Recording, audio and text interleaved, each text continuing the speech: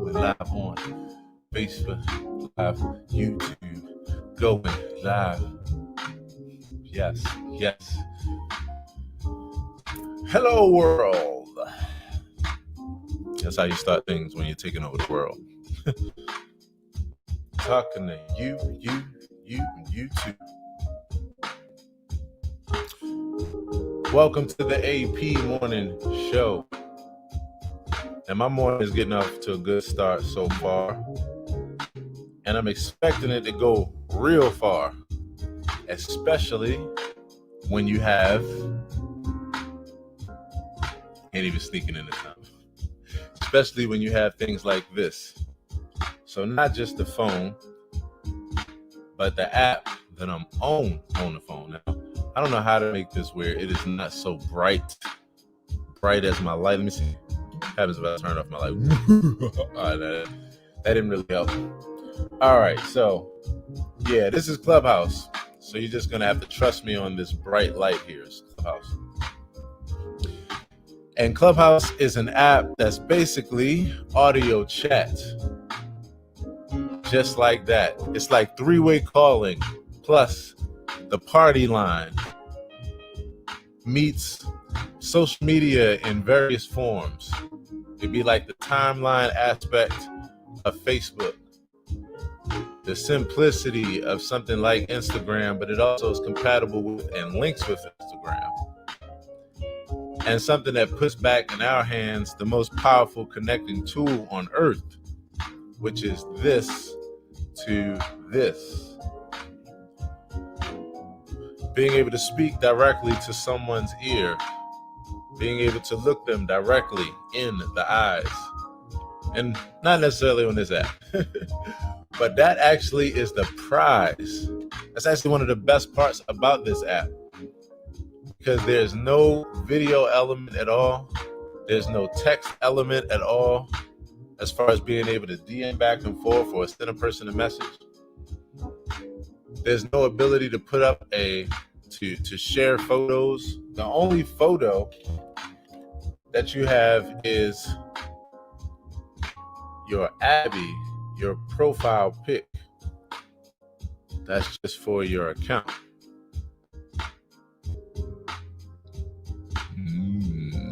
I can't get it no closer. But other than that, this is a very, very simple app that's based on you just being in conversation with other people like Bree and the AP family that you will see here in just a few minutes. So what I get the opportunity to do through this app, and a lot of people who come through, is we get the opportunity to chop it up with each other, to talk, to actually build real connections, real relationships, real organic ones, not fake ones. Because we don't need any more of those out here in this world. Real talk. And so whether it's that or whether it's just listening into a conversation, gaining knowledge, learning something, gaining some new wisdom, sharing wisdom, putting in the system that you believe in, this is the app to do that. And it's called Clubhouse. And I'm calling it the world's 6th degree of separation remover. The world's no excuser. Because you have no excuse for not making connections or sharing what you have or saying that there's nobody who wants to hear what you have to say. Because I promise you, that's what you will find in this here app. So one of the things I'm going to show you that I'm doing right now is pinging a few of my peeps in. All that means is just bringing them in on a conversation, because I think that they would find some value in this conversation. Gonna holla at. Y'all gotta forgive me, because this here camera, I can't tell whether I'm moving left or right because I'm looking in a reverse screen. Nah, I mean.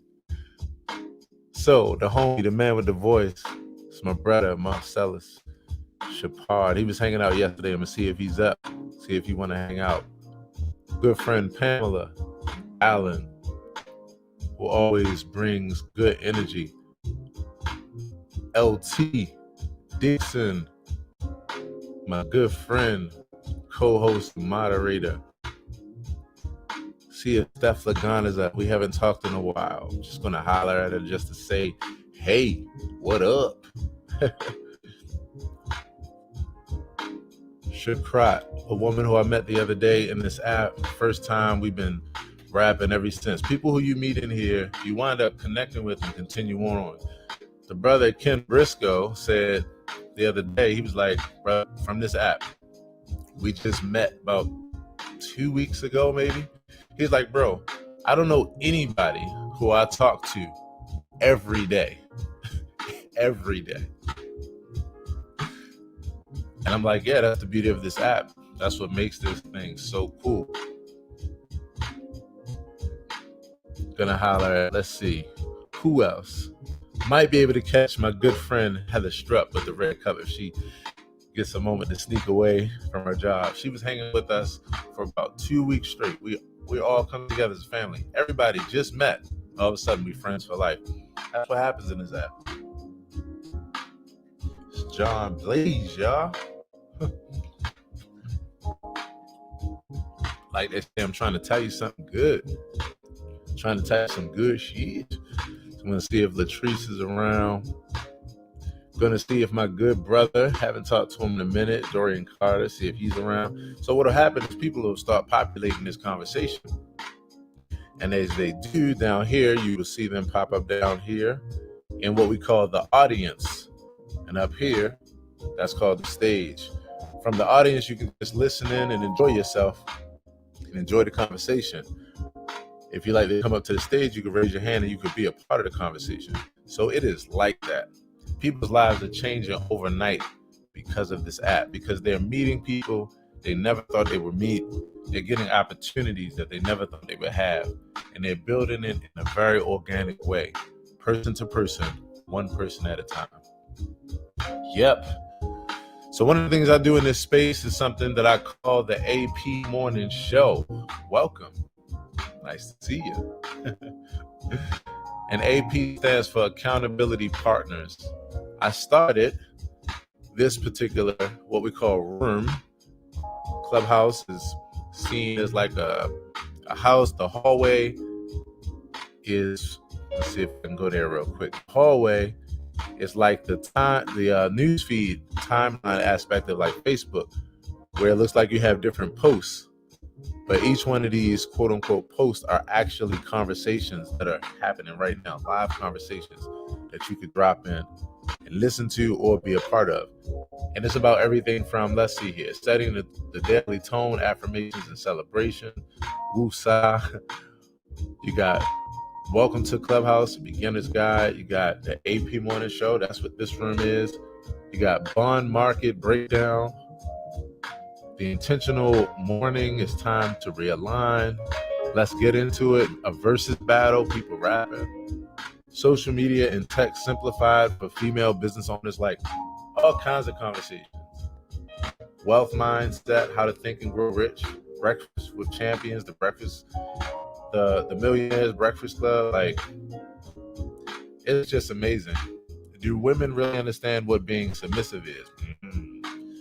That's one of those rooms you're like, I don't know if I want to step in there because there might be some crazy shit going up in there. But at any rate, and as I said a few minutes ago, and as you see, we're not only hanging out with Bree, but Truth for Life, Auntie G, and Alicia. So we're doing this thing together. Facebook Live, YouTube, Clubhouse family. Good morning to you, and you, and you, and you, and you too. So you know how it goes, or maybe you don't. So I'll explain. If you would like to come up to the stage so that we can hang out, all I want to do is say, hey, see how you're doing, see how your mom and them, see how you could and them. Then you can raise your hand and come on up to the stage. And if not, you like to just hang out in the audience and continue this experience that way and just enjoy, by all means, be my guest. So we got Bree. I see you, Bree. I see you. So I just invited Bree up on the stage so we can say, hey, Bree, hey.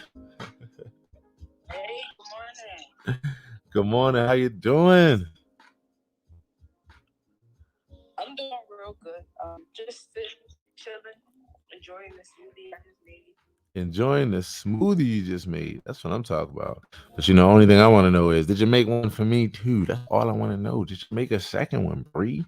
You can drop it in the mail or something. I'm just saying. It could have got here as long as my ass just took, you know what I mean, to get to you. Like it would have been here, Bree. Overnight. Overnight, right.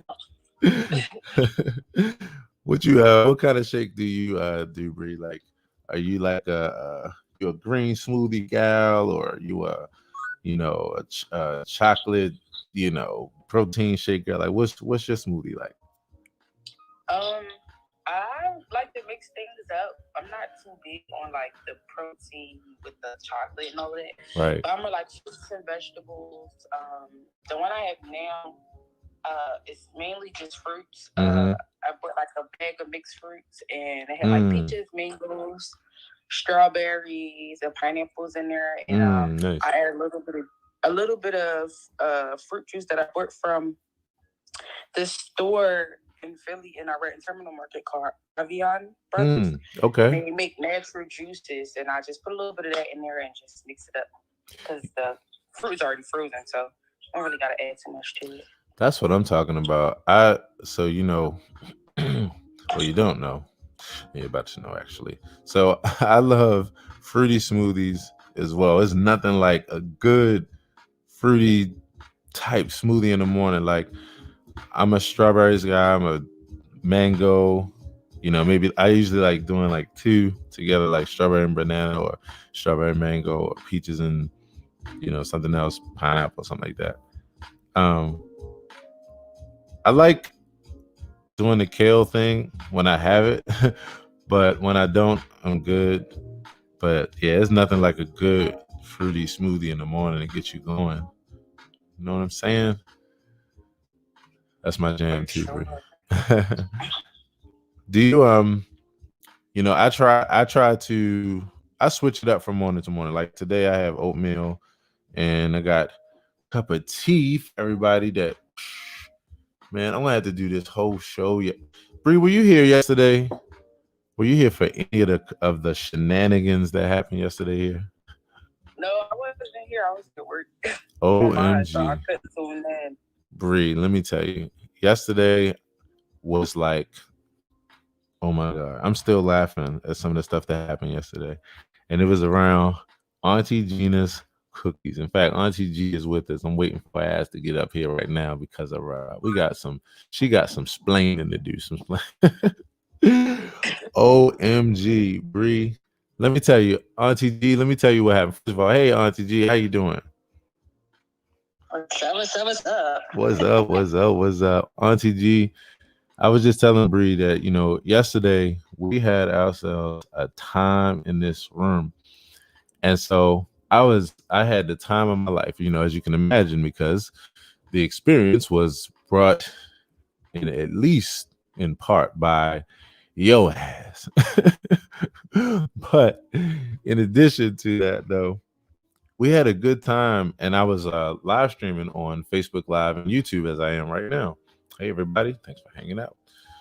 And so it was my first time using this program called StreamYard. And my browser, I didn't know that the browser that I was using wasn't too good, wasn't too friendly with this program. So while everything looked nice, and even Felicia, in fact, and LT and everybody was commenting on the video, when I went back, the audio was terrible. So that whole experience we had yesterday, it's one of those things where you cherish it in your heart because you had to be there. It was one of those you had to be there moments. Oh, so the audio was bad. So it's not even work. Yeah, it's not even it's one of those. It's literally one of those you just had to be there because it was a memory that you had to be there. It was that kind of special time. So I'm all set up and I'm good today. We're gonna have a damn party. In fact, I pulled out a few of the things we talked about yesterday. But I was just telling Bree, OMG, the stories that happened, the fun that we had in this room yesterday. I was chuckling later on in the day. You know how You know, when you laugh at something and then later on it just kind of sneak back up on you. You're like, what am I laughing about? You're like, oh yeah, that's right. Yeah, we were talking about all the first stories of eating edibles and getting surprised by the high. Right. Oh yeah. Oh my God. When I tell y'all, we talked about everything from LT, whose hair was tingling, and to my homeboy who couldn't get out of the 7-Eleven parking lot for like 2 hours, to Marcy, who was at her destination a block away, and she needed a GPS and it was a straight shot and she thought she was riding a bike down a hill, like, and she was on foot.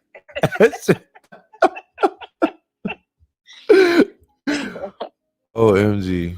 When I tell you, we had some fun in here yesterday. So yeah, I tell you, I was laughing so hard. I was telling a few of my friends about it. I was like, yeah, you wouldn't believe the story that we had yesterday and just the fun that we have. But it's the fun that we always have in this space, you know. It's all the fun that we have. And that's why it's so good having you, and you too. I want to quickly just say a huge good morning to Chloe, Dalia, T, and once again, Alicia. Thank you all so much for hanging out, whether it's your first time or always. By all means, we say hey. Good morning to Dalia, Chloe, and Alicia. Yes, yes. Good morning, everybody. Good morning. And if y'all would like to come up to the stage, my only goal every day is to just say hey, check in with people just to see how they're doing, how their mom and them, how everything's holding up, and affirm them on their goals and their aspirations as they go on their way to a productive day. And so by all means, if you want to do that, raise your hand, come on up. And if not, continue to hang out. This is the AP Morning Show. Auntie G, I'll tell you one thing that's going to happen today, I tell you, is that we will take flight because, again, in the recap and reoccurrence of yesterday, I have my Auntie G.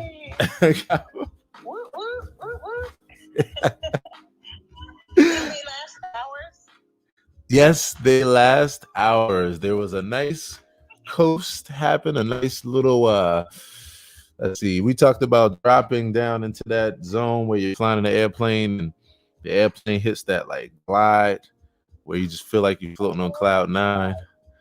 Yes, so Auntie G, for at least the next couple of hours, my ass was on cloud 9.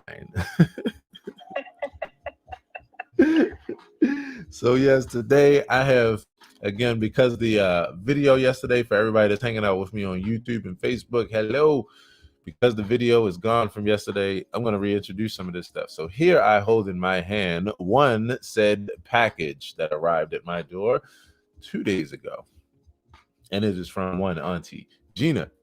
It's my cookies. You shall find out what the hell that means very, very soon. Filled with love. Filled with love. And cannabis. And cannabis. And so with that, what you will see happen over the course of this show is me go from here to here to here. Oh, yeah, that's right. Y'all can't see me on Clubhouse. See, it's happening already. Auntie G, just from looking at the cookies, like I got a contact already. I'm glad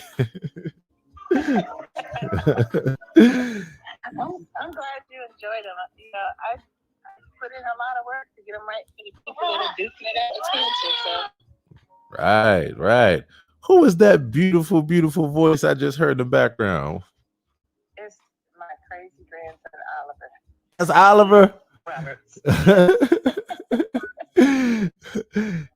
So please, I don't know if he can hear me. I don't know if we're on speakerphone, but I want to say hey to Oliver. If he comes back around, just tell him I said hey. From his. He's laying on me because he just woke up. It's cuddle time in the morning. Cuddle with me, my time. I can only imagine. Yeah, I'm comfortable. I'm fluffy. You know, it's nothing. I tell you, from a grandchild's perspective, OMG, it is nothing like a good grandma who is loving and warm and embracing, and gives you everything that your parents are going to be pissed off for by the time they get back home, because they didn't know they had all the candy and shit in the world, but they had fun. That's my job. OMG, I love it. That is the job of all me. That's, I want to say, like, that just goes with the Meemaw territory. Like, you can't be Meemaw and not, spoil your grandkids. That would be against the rules. Like, you might have to have your title taken away from you. You got to go back down to just being grandmother. You can't be Meemaw though. No, it's when you have kids and when they grate your nerves and you're like, why did I do this? After you have grandkids, you realize why. It was all for them in the first place. Right. To get to them. Oh my God, that's so beautiful. Right. Gotta have the kids to get to the grandkids. That's right. Look, that's one of those things where it's funny. It's like you don't know whether to take that as a compliment. You're like, yeah, that makes, or like you're like, damn, wait a minute, I don't know whether to take that as a compliment or an insult. Wait a minute, I gotta sit with that, see how it feels up in my spirit. It's true there. There's a love there. I don't know if it's seeing your DNA foster through another generation. Right. It's just a different level of love I can't even explain. I feel you, Auntie G. I feel you. I definitely feel you.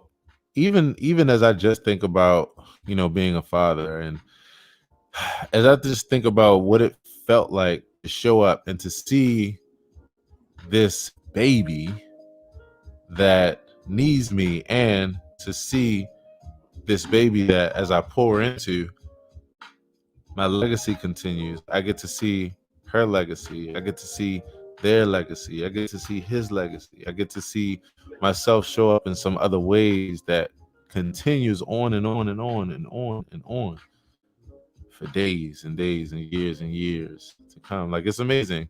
It's amazing. I think I have so much fun. I think kids, first of all, are the most hilarious. Like, I love talking to kids, because when you just hear their perspective on things, they're first of all, they're gonna tell you exactly what's on their mind. They're gonna be honest as hell. Exactly. On their mind. They cracking me. They will though. It's like, if you don't want to know the truth, don't you ask a kid. Like, if you don't want to really hear the truth, because a kid will give you the truth and then sit there and look at you like, what? Like what? Like what? What? I don't get it. But here's the thing: if we tell them to tell the truth all the time, we can't get mad at them when they do. When they do. That's just the bottom line. That is so true. Auntie Gina, that's some words of wisdom right there. If you tell your kids to tell you the truth all the time, then you cannot get mad at their ass when they do. That is some wisdom right there. OMG. Because that's what will happen. And then I tell you, one of the funniest things as a parent, and I've told my daughter about these times like already, and she's 13. My daughter Aria, I tell her about times where she would say things to me that was pure truth, and where I would want to get mad, but I would just have to kind of hide my face and just laugh, because I'm like, God damn, she's right. Like, she is so right. OMG. So whether it's like the truth, like the straight, honest truth, like, no, they ain't gonna cut you no filter. They ain't gonna care about your feelings. Your ass might need some healing after that, some damn counseling. They ain't gonna give a fuck. They gonna be like, hey, you be all right. I just need to tell you like it is. So whether it's that, or whether the kid says something out in public that is true and honest about their surroundings, but it embarrasses the living shit out of you in a way where you be like, oh my God. It's like that commercial. What was the candy bars, the Snickers, where it's like you just want to get somewhere, you want to just be invisible and just disappear.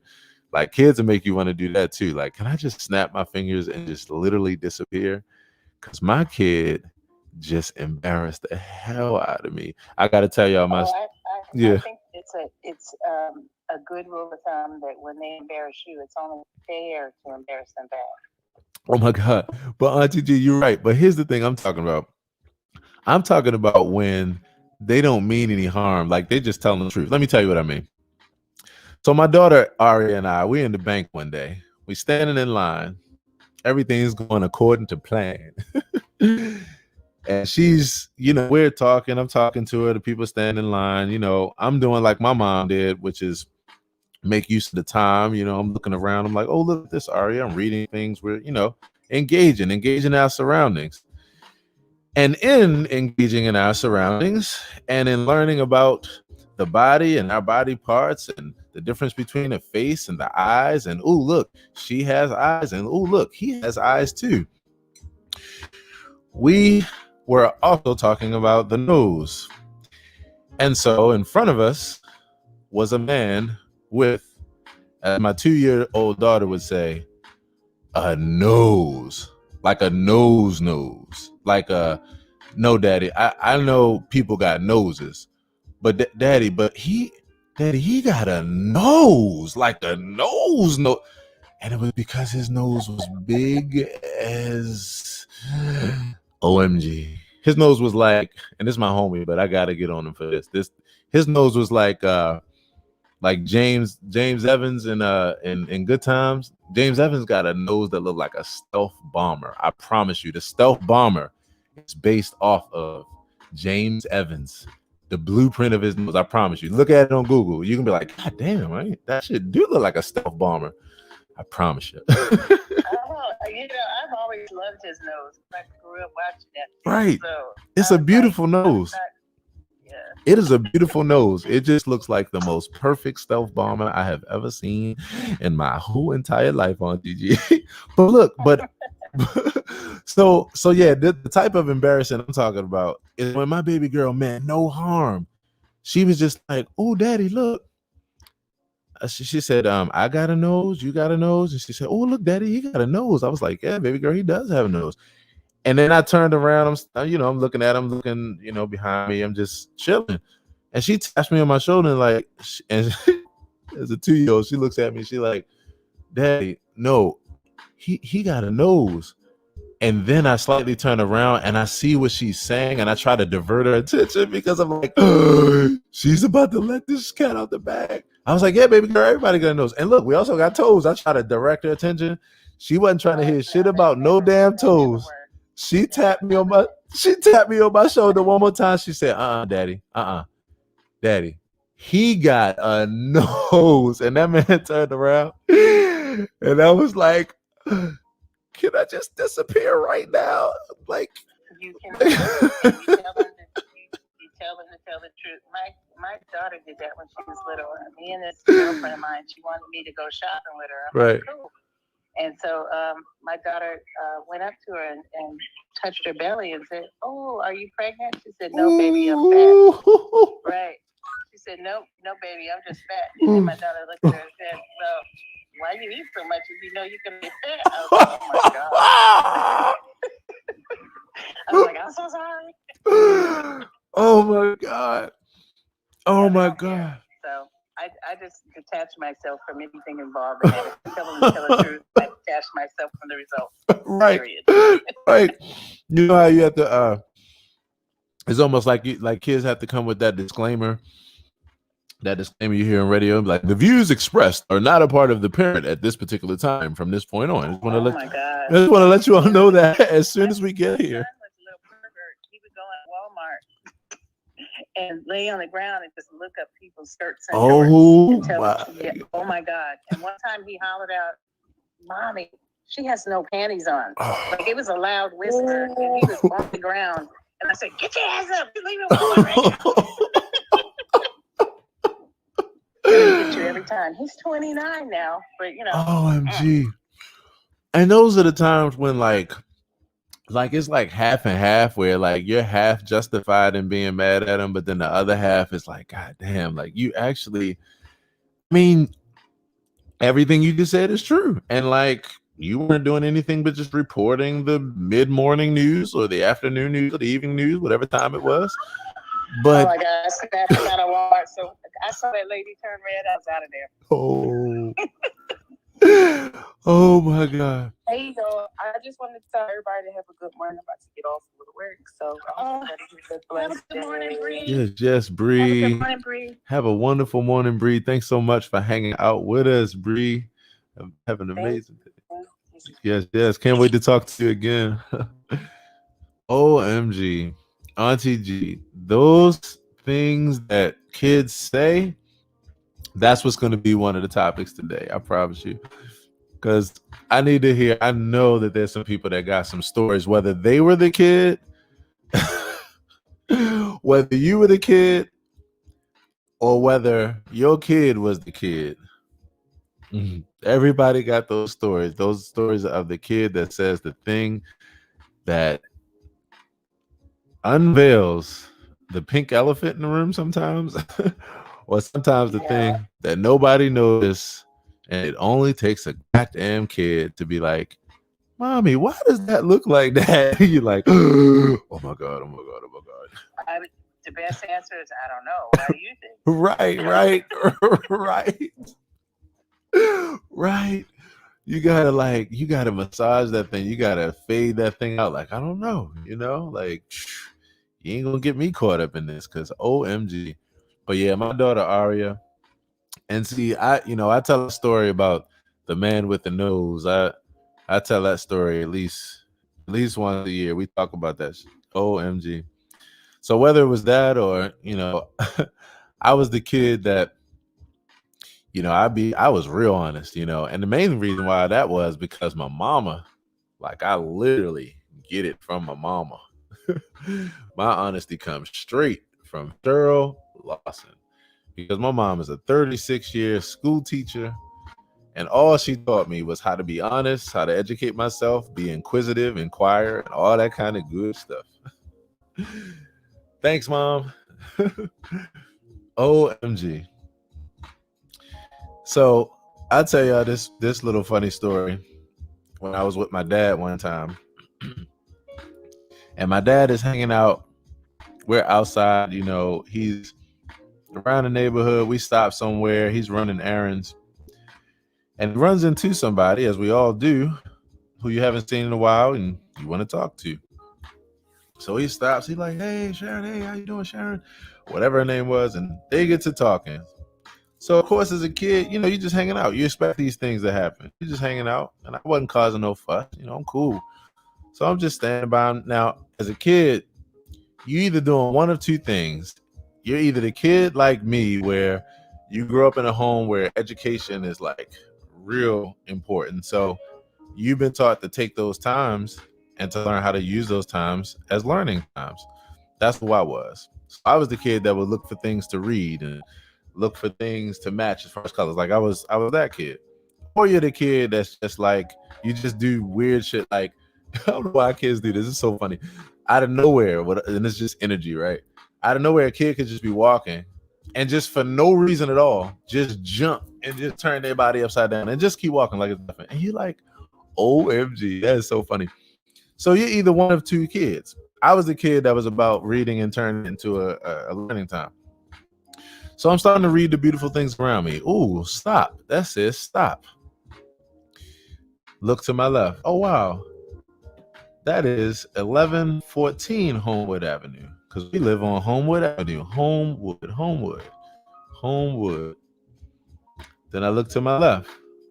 Oh, wow. Bakery. Wow, they probably got some good cakes in there. I wonder if Dad will give me let us go over there and maybe grab some. I mean, I'll ask him when he finished talking.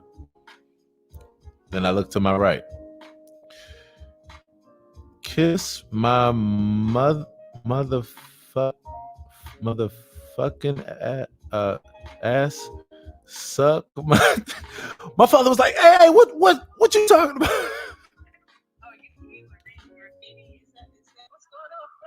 I was reading all the wonderful educational things around me like Mom taught me to do. I was practicing my reading skills, and at this point I was reading the beautiful and articulate poetry and profanity. No, I don't even say that because it wasn't profanity. I was reading the beautiful and prolific poetry of the hood on the walls of playground.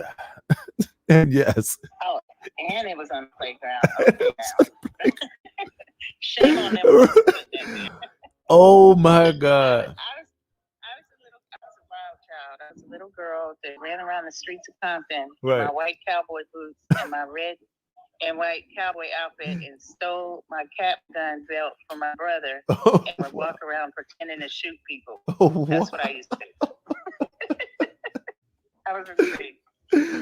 OMG. Now what? Now were you protecting people or were you the villain? Like what side were you on at that point? Oh, I was just shooting anybody that moved. It didn't matter. I was a kid. It was a cap gun. Nobody actually got shot. No, I'm not saying anybody got shot. I'm saying, what was your role? Were you in your imagination? Were you the good guy? I mean, the good guy. Were you the superhero or were you the villain? Like, where you were just? Oh, I was Annie Oakley, the trick shot. I read all about her. Oh wow! I've never heard of her. You said Annie Oakley. She was the best trick shooter, and she used to shoot in circuses, and it had to be a trick shot because she was so good. The men didn't want her actually, doing anything special. Oh wow! Okay, see, this is what I love about this experience. You learn something new every day, and you've been brought up by a school teacher. Look for these moments. I'm typing this in Google right now. Her name is Annie Oakley. Oakley. Yes, yes. Thank you so much. From Western, way back when. Annie Oakley, an American sharpshooter who starred in Buffalo Bill's Wild West show. Oakley developed hunting skills as a child to provide for her impoverished family in Western Ohio. At 15, she won a shooting contest against experienced marksman Frank E. Butler, whom she later married. Wow. August 13th, 1860 was when she was born. She transitioned November 3rd, 1926. Full name Annie. She was born on the same day as my brother. Really? Wow. Well, not in 1800s, but yeah, it's August 13th. Wow. An American sharpshooter. So she starred in the show. So she was how was she like discovered? It was because of this the shooting contest. Yeah, the sharpshooting contest. Because she was only 15, and everybody else was older men. It was always men, never a woman. She was the first woman to do that. Wow! If anybody who's hanging out here, anybody who's hanging out with us, if you knew about Annie Oakley, and if you come up to the stage, I'm curious, because wow, this is cool, and I'm always looking for new information, but especially when you find things on with like women and just things you didn't know.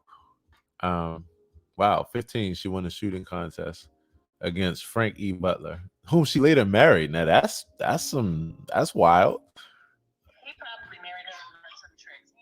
I was just about to say, like, wow, how the hell was he when they were in that contest? But like, yeah, wow. So you used to be a fan of the Buffalo Bill Wild West show? No, just Annie Oakley. I thought Annie Oakley. I promise you. And in Compton, the only little black girl running around. Think that she was Annie Oakley. Okay? Wow. That's so wild. That's so amazing. That's so wild. I remember her from a lot of the Western. I remember her from a lot of the movies and stuff. They would portray her. They would have her character, I think, in some movies. I was so fascinated with her. I was like, oh, she's better than all the men. Yeah, that's who I want to be. That's Wow. Yeah, that is something when you see someone who is excelling, and especially in this case, when it's a woman, and especially in a more male dominated like field or world in general. Yeah, I can imagine how inspiring that was, just seeing her. And it's interesting how it comes in different forms. Like this is the first time I've ever heard anyone who was inspired by a sharpshooter, which is like, I just think so cool. That's super cool. So Pam, did you used to watch this show, Pam? So it's not the Wild Bill show was a real show before we were born. But they used to depict this Annie Oakley character in westerns. I used to love westerns, like Gunsmoke and all these we're older than you, Aaron. So they used to have these things called westerns. Right. Like that was before your time. That was before your time. Yeah, Annie Oakley was pretty cool. Oh, so Gwendolyn also says, Gwendolyn here. Hey, Gwendolyn, thanks for hanging out. Gwendolyn over here on Facebook, and Kenise, and Gwendolyn says, I grew up watching Annie Oakley. Kenise says, I have one for you. Oh, this is funny. He says, I have one for you. At age 4, my daughter began to sing Michelob beer song in church when the choir began to sing. OMG. Oh my God, that is funny. Oh, that is funny. And Kenise, I'm wondering, was she on the microphone? Oh my God, that would have been hilarious. But that's funny for her to sing the Michelob beer song. Now I'm gonna have to go and see what the Michelob beer song is, because I don't remember that. That might be another one that's before my time. Y'all better not see. No, y'all better leave me alone. Y'all better leave me alone. I'm just messing. Mess with me as much as you can, because that shit for me is funny. But yes, that is funny. Kenise, I can only imagine how funny that was hearing her sing the Michelob beer song when the choir begins to sing. Kenise also says, kids are a trip. Good morning, Gwendolyn. Wow, Kenise says, waking my ass up in Maui. It's 3:26 a.m. here, but I'm still on Maryland time. I feel you on that. Yes, but kids say the darndest things. OMG. I tell you, I got some more stories for y'all. That's what's going to be the fun part about, or fun part about today. As y'all know, as the conversations flow and as they go, y'all know how they go. This is why I always say every morning, we're here as accountability family. Yes. Morning, Meyer. Morning, Pam. Morning again, Dalia. You know, Dalia has a chance. You said Dalia has what? Has not had a chance to talk, Aaron. We've been look. monopolized this conversation. Auntie G, I promise you, if you trust me, I promise you, I will cover every nook and cranny, because it might seem like I'm not thinking about it, but the back of my mind is like a blueprint, while the front of my mind is just like a flow, a river. So I promise you, I got her. And I got everybody here. Thank you, Auntie G. See, that's what you need. You need an auntie to just be like, hey, I want to just make sure, that's love right there. That's love. Yes. And I want to take this time to say what's up to T, Andy, Renee, Clarissa, and of course, Alicia, who's been hanging out here since we started this joint. We 1 hour in.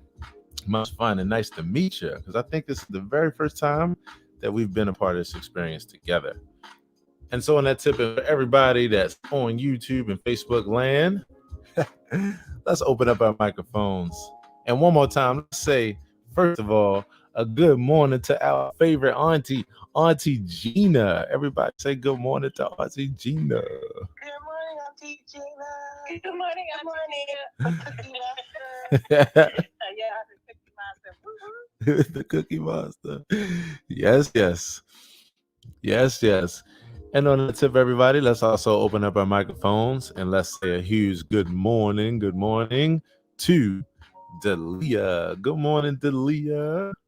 Good morning. Good morning. Good morning, Dalia.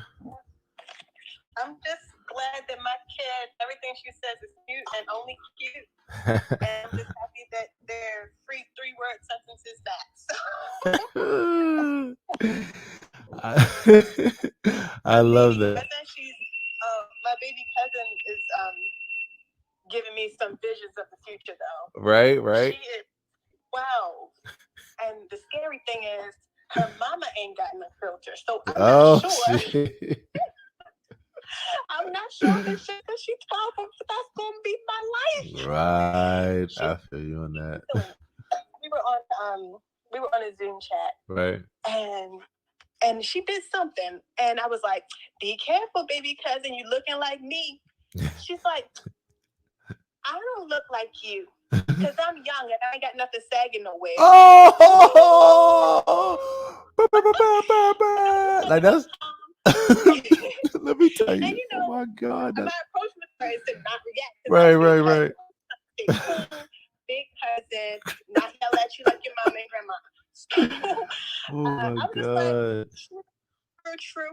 And I wanted to say, oh, but just you wait. Because Right. that's what my elders did to me. And I was like, nope, I'm not going to say that because she could continue to be healthy, and I'm on my health journey, so I'm not going to say that to her. I love it. I was like, well, you good.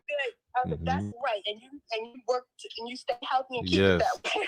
I love. Hey, look, let me tell you this, Talia, and I'm gonna play both sides of the coin. I'm gonna play the angel's advocate, devil's advocate, and all of that good shit. First off, like, and this is from the good, well, all of it's good, but this is from the side of me that's like, everybody's like, damn, man, you're so damn peaceful, you're so damn, like, I don't know how you do it. That loving side of you that nurtured her in that way, OMG, I love you for that. OMG, that was so good. Now let me tell you something. Also, put in your back pocket though, not for now, not for now, but for later on. Put that other response in the pocket too. Like, yeah, okay, well, you just give yourself some time too, and yep, and then come through reading, because you're gonna see the same goddamn thing happen to your goddamn body, and you'll be like, God damn, what the fuck? Oh shit. Foot in mouth moment. Yeah, so and that's all love. That's all love. I remember to this day moments when I've said something that was mean, like Right. when I was little. I made a fat joke about my friend in elementary school. I remember that moment to this day. I don't remember what I said, Right. but I remember, oh, that was mean. And I'm like, okay, baby cousin knows this is me. She's 12, so I'm just going to give non-reaction, right, and just not remember her because she's trying to set people off. I love it. Let me tell you, that is such a good, oh my gosh, because you are helping her in a deep way. And honestly, there might not be many people that actually are that kind to her and that patient. I tell you, my daughter asked me this. She asked me a question. My daughter Aria. One day we're hanging outside for my Street Serenade series. For those that don't know, that's my response to COVID, where I took my music outside, and from May 29th to now have done 110 concerts around the DMV area for all the good people. Just look up Aaron Hill Street Serenades if you like to see that entire beautiful journey that continues to unfold. And it's going to take me from here to seas across seas. But we're hanging out. Me and my daughter Ari is hanging out. And after, we're done and she enjoyed the serenade and was just so happy to be there with me. She said, Dad, there's something I want to tell you. I really want to be like you when I grow up. Like and she said that she was like, there's a certain aspect of your personality that I really like. She said, the whole time we were here, no matter what people brought you, whether they dropped anything in your tip box or whether they said thank you or whether they smiled or anything, like you always gave everyone the same love, the same like kindness, the same everything. Like it wasn't based on what they gave you. And she was like, I really want to be like you when I grow up when it comes to that. And then she was like, how do you do that? And I was like, and she already demonstrates this. This is why I'm like, yeah, who your daddy, girl? Who your daddy? Role modeling is the most important thing. Yeah. So I told her, she said, Dad, how do you how do you do that? And I was like, baby girl, it's so interesting. I said, because it's really not a struggle for me to give people love and patience and kindness and all these kind of things, because what makes it easy is when I look at them, I'm like, I'm giving them the same thing that I need someone to give me. Like the same thing. Like I need someone to be patient with me when I'm not able to see. I need someone to be patient with me. I need someone to be kind to me when I don't realize what I'm doing because I'm not old enough yet. I need someone to be loving to me when I haven't had anyone that will love me in that way or be patient or stand with me in that way. And so I was like, what makes it easy for me is when I look at that person, it's like, and I told her, I say this to myself, same as me. Same as me. Same as me. I'm looking at a person who I see as just like myself. And I know when I'm struggling or when I'm not in a good headspace or a good place, or when it's just that my ass hadn't lived long enough to like know yet. I need someone to be patient with me and help me on my journey and be there for me instead of just getting an attitude with me or dismissing me or just, cut me off or casting me out or whatever. And so that's what makes it easy for me. And she was like, wow, that really makes a lot of sense. So that's why I really just one of the biggest reasons why I celebrate this moment and I celebrate moments like this all the time is that that's what you gave that babe. That's what you gave her. You gave her something that honestly is the biggest demonstration of how to help people on their journey and how to support them and be there with them. So dope, Delia. So dope. She gonna stay herself regardless. Her mama hilarious. She gonna be ridiculous forever. Right. And the thing is, and the beautiful part is, if that filter don't come along, I'll right, keep put a word in before it starts messing with her appetite. right, for sure. And that's why I'm praising you, and that's what I love about this moment, and why I'm like, yo, this is so cool, because essentially you might be the one that have taken that redonkulousness, that extra, that this you may have been just with those seeds, just with dropping these seeds, the person to help that decrease in her, just the person that when she is facing when those things affect her in life and affect her opportunities and she can't run from it, she's like, damn. And then she thinks about like, wow, I remember what Delia said. I remember how she treated me, and that felt completely different than everything else. I want to go that way. I actually want to be positive. I don't want to be like this anymore. Boom. That's why I always say one of my original quotes that you all will see on the upcoming disappearing mug. No, I keep calling it disappearing mug. It's not disappearing. It's the revealing mug for all my peeps that see it on the screen. FBYT. The revealing mug. Keep saying it. That's because that's what they call it. But I'm calling it the reveal mug because it reveals a message. One of the ones that you're going to see is another one of my original quotes, which is, be a happy seed planter, not a stressed out gardener. Be a happy seed planter, not a stressed out gardener. What that essentially means is drop your info, your suggestions, your wisdom, your knowledge, your thoughts, your opinions. Share your whatever it is. Maybe if it comes in the form of a physical support or whatever. Do those things, but do not be attached. Do not be attached to those seeds growing. Allow them to grow in the places where they're supposed to grow, and know that that's what it's supposed to be. And let the chips, as they say, I love this because it's not a cliche if you just sit with it for a second. Let the chips fall where they may. That allows you to stay balanced so you can stay at peace and you can allow things to be what they are. Kudos to Leah. That's a word right there. That's a word for me right there. For real. Wow. So yeah, so thank you, Delia, and thank you as always for just striving with that mindset. Not only one day at a time, but one moment and one experience at a time. I salute you. I salute you. So yes.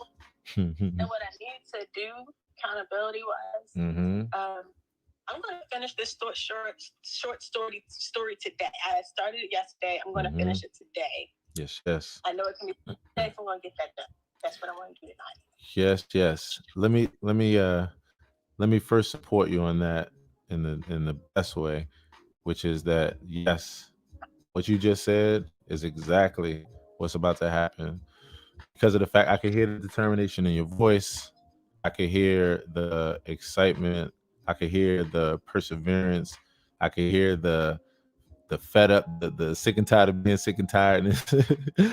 I feel the inspiration, I feel the motivation, I feel all of it. So I'm 100% behind you on that. That will be that. I'm gonna tell you something. What'd you say, Delia? My will be done. Yes, you better open up your mouth and let words come out. You better speak that talk, that shit. That's it. That's what I'm talking about. I'm gonna tell you something else, Leah, that I would love, or I'm at least curious of, like, if you would consider one day. Would you consider one day reading the story to us in a room experience? And I asked, now you don't have to say yeah or nay. You can say, like, let me think about it. But I asked that. Oh, go ahead. I'm listening. So I went to that room and I did that poem that I started, and then I missed the other Thursdays. Yeah. Okay. What I'm okay. Okay. The poem did lead to the story. So what I still need to do is read the same poem. That's what's up. So that's where we start. One day, I'm gonna host the room, and we're gonna hang out. Boom. It's gonna be for expressions of the sort. But yes, I would love that. Because I want to support you front and in the back. Like, I want to support you in different ways. And I think that's one thing in order to help. Remember one of the times we were in, this accountability space, and I was like, the one thing that I've been telling all authors, every single author on the face of this earth, under the sound of my voice, real talk. And Singa Mohana says, trust the universe with three hug emotions. That's what I'm talking about. Serendipity. So I've been telling all authors. So one of my other hats that I wear is that I'm a creative brand strategist. And so one of the things that I have been telling all authors, and this is for all people, because we need to look at things inside out now. Inside out. We live in a different world. And I say inside out, not in a negative way. I'm saying where the most humble efforts work the most. They work the deepest. And then the things that we used to work so hard on that took months, if you put that you make that the end, but you make the means delivering everything that's involved in the end, then it will literally spin out of control. It will blow, it will rocket, it will everything. So I tell all authors that are writing books to create a simultaneous thing alongside the book. That could be in the form of Clubhouse conversations. It could be in the form of just regular live streams, hanging out with your audience. Create a journey that actually is everything that's talked about in the book, everything that's discussed. It's the live version of it. It's just the topics discussed. It's the stories discussed. It's the whatever. It's the living book. And do that. If you have some information to share that's in the book, don't rely on the book to share the information. Make the conversation, share the information there, and then make the book be the thing that you just get for it encapsulated. So that's my advice to all authors. You would sell way more books if you didn't focus on a book, but if you focus even more deeply on making the book come to life by having regular conversations that either are part of the solving of the problem you talk about in the book, or the stories and then other stories that people share that flow along with it or whatever, or just talking about the topics and how that goes. Make the book forever and ever and ever and ever, and you will sell all the books in the world. And if you don't, you can come back here and tell me that my shit was wrong, and I'll pay your ass. I'll do something for you. Like I know it that deeply because of how I had the same success in my life from 0 to 6 figures in 5 years off of this same heart, this same desire to bring value, the same desire to tell my story. So yeah, I say that with no pressure, even though, I say it so confidently, but it's because I just want to help. But it is just for what it's worth. I'm a happy seed planner, not a stressed out gardener. But Dalia, I just wanted you to know that I support you in that way, and in the book, living in that way, so that it could really go, and not just the book, but it will also live out a lot of the other things that we've been talking about that are a part of your goals. Thank you so much. And I did get an Instagram for the book, and I have done my first room like a couple weeks ago. I meant to do it like every Saturday night, but the one it was really nice. I put in an hour free over because I need to write and go to bed. I'm a mom. I can't be right. Eternity, but it was nice. We talked about in literature. It was called truth in art versus trauma porn. That's powerful. Among yes. I'm celebrating Delia and everybody here on stage. Please clap it up. Like, and I know I'm making that kind of formal, but I mean that because I want to celebrate in so many different ways. Delia, that's so awesome. That is so awesome. Thank you. So yeah, I've been taking your words to heart. No worries. 100. I support you. I thank you. And always, it's good to hang out with you, Delia. Much love on an amazing day today. Everybody open up your microphone. Yes. Everybody open up your microphones. Morning, Delia. And let's affirm Delia on an amazing day today. Hey, Delia. Yes. Woo. Yes, y'all. It's the best, y'all. And guess what? We're coming up on the 9 o'clock hour here at Eastern Standard Time. Why do all radio announcers have that voice? We're coming up here live on the 9 o'clock hour. And what if everybody don't want to sound like that? Like, do you just not get hired unless you sound like that? But as we're coming up on this 9 o'clock hour, one of the things that I'm excited about that I get a chance to lived it yesterday, get a chance to relive it. So I want to take a second just to let you know that this experience today will be brought to you at least in part by maybe 75% or 80 or 90, depending on what's about to happen, by Auntie Gina's Cookies. Now, let me tell y'all something, because people that's watching me on Facebook, y'all ain't see anything but a package just now. And yeah, I feel you. You're like, what? A box? Not a box. Auntie G's Cookies. Okay. Now, these are some good cookies. These are some joy-filled cookies. These are some proceed at your own risk cookies. These are some, if you know what I mean, cookies. And so, for those that don't know who Auntie G is, I'm hanging out. Y'all can see, I told you all, look at my Clubhouse family. I told you, this is the beauty of this app. This is the beauty of this environment. For those that's been hanging out with 7:30, you see where it started. You see people coming to hang out. This is why this is so amazing and fun. You got to get your ass an iPhone quickly. And so, what you all cannot see here. There we go. Yeah, I had to do a quick mix real quick to get my equipment back. So one of the good people that hang out with us here is a major part of the accountability family, one of our favorite people, Auntie Gina. And so Auntie Gina has something that I really appreciate about what she does for the world. And that would be read as creative confections for cannabis. Connoisseurs mastering cancer. One more time. It's creative confections for connoisseurs mastering cancer. Got it. Okay. So you got for cannabis connoisseurs. And you're right. 100. Creative confections for cannabis connoisseurs mastering cancer. Is that correct? Yes, I couldn't do fighting or dealing with. I need them to know that they are mastering this thing. So right. I love that. When I first met Auntie Gina, for those that are here, nice to meet you, nice to see you, good to be with you.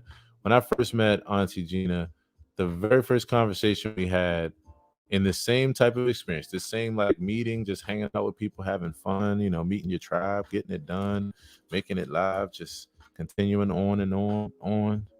Kim Briscoe said it the other day. He's like, I don't know anybody who I talk to every day. He's like, this is special, right?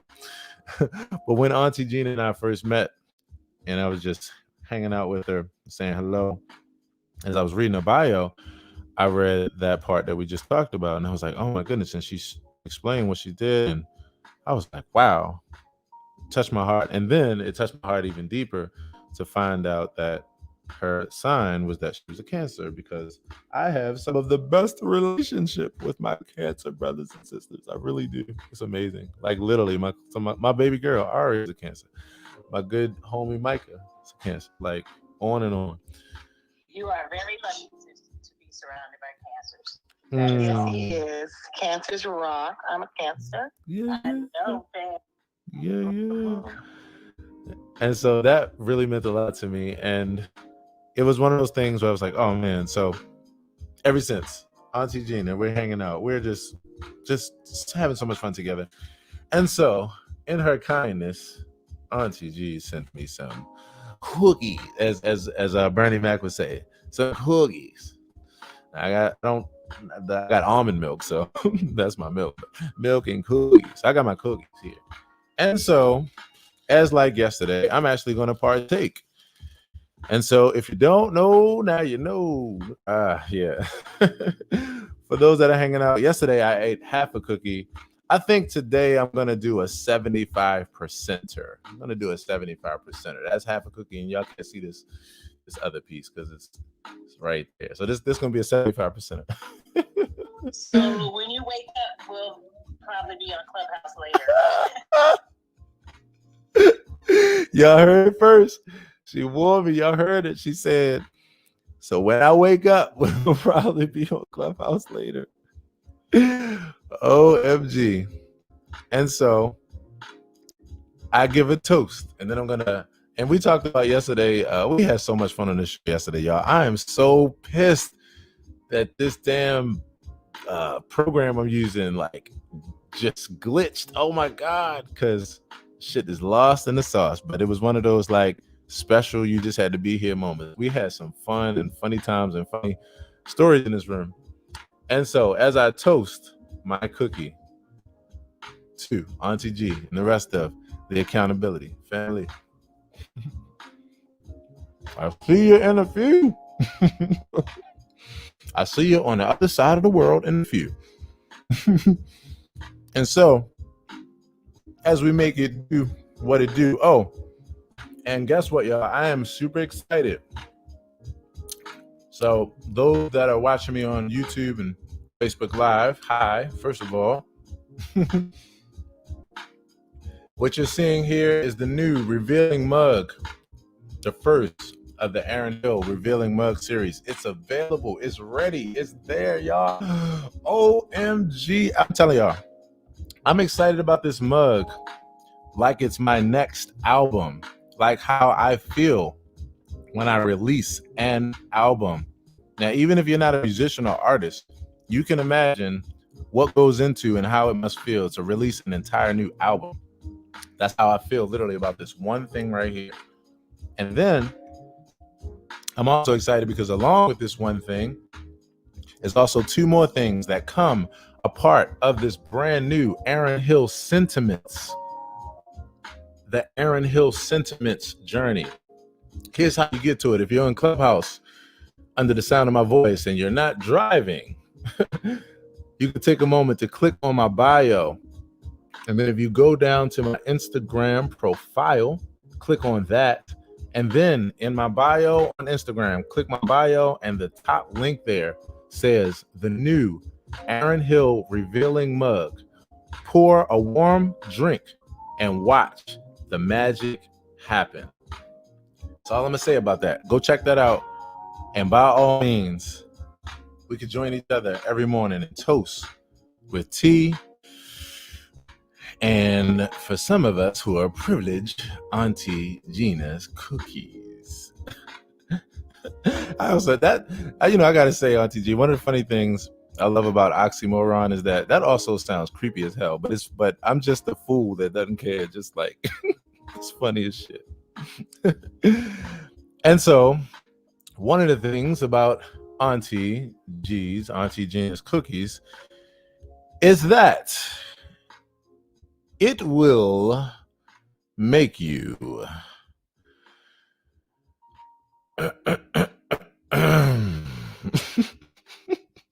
Oh, stop it already. There's other people in this room. Stop talking about me. Okay, this is the last thing. I'm not going to pick on you after this anymore, Auntie G. I promise you. I just need this for my soul, Auntie. I just need it for my soul, Auntie G. This is yesterday. Remember, Auntie G?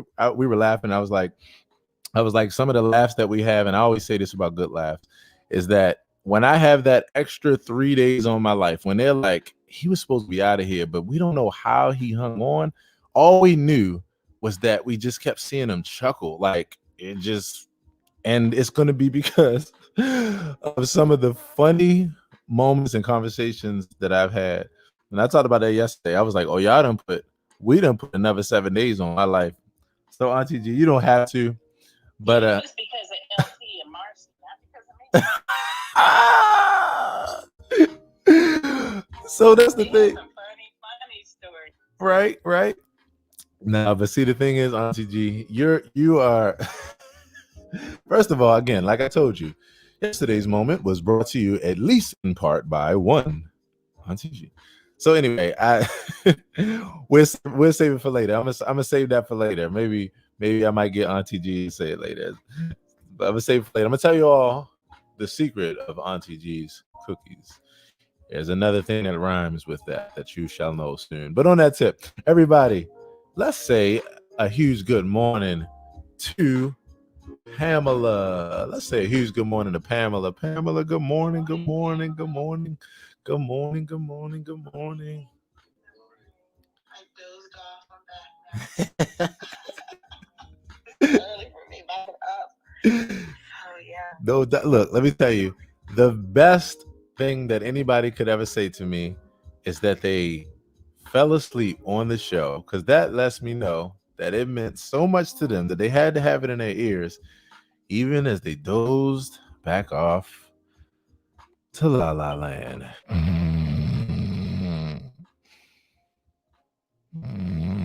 But do you snore? Get out of my bedroom. Bad too. My husband's always like, turn over, move. It's the worst. He snores too, but he doesn't believe me, so I've been recording it and showing him. Right. Snore too. Right. I have had to do the same thing. Like, look, no, that is not a truck that I recorded outside. That is your ass, goddammit. That's what you don't hear when your ass is doing what you don't hear you're doing when you're doing what you're doing. It's always funny, Pam, because the ones that snore the loudest be the ones that be like, I don't snore. I do not snore. He can sleep through anything. I mean, I can sleep through anything. So I have to, when I wake up, I go, call him, and I'll get my phone. Right. But apparently he's more of a light sleeper, so I'm waking him up with my Ah, snoring. got you. Yeah. So y'all having snoring wars over there. It's like It's yeah.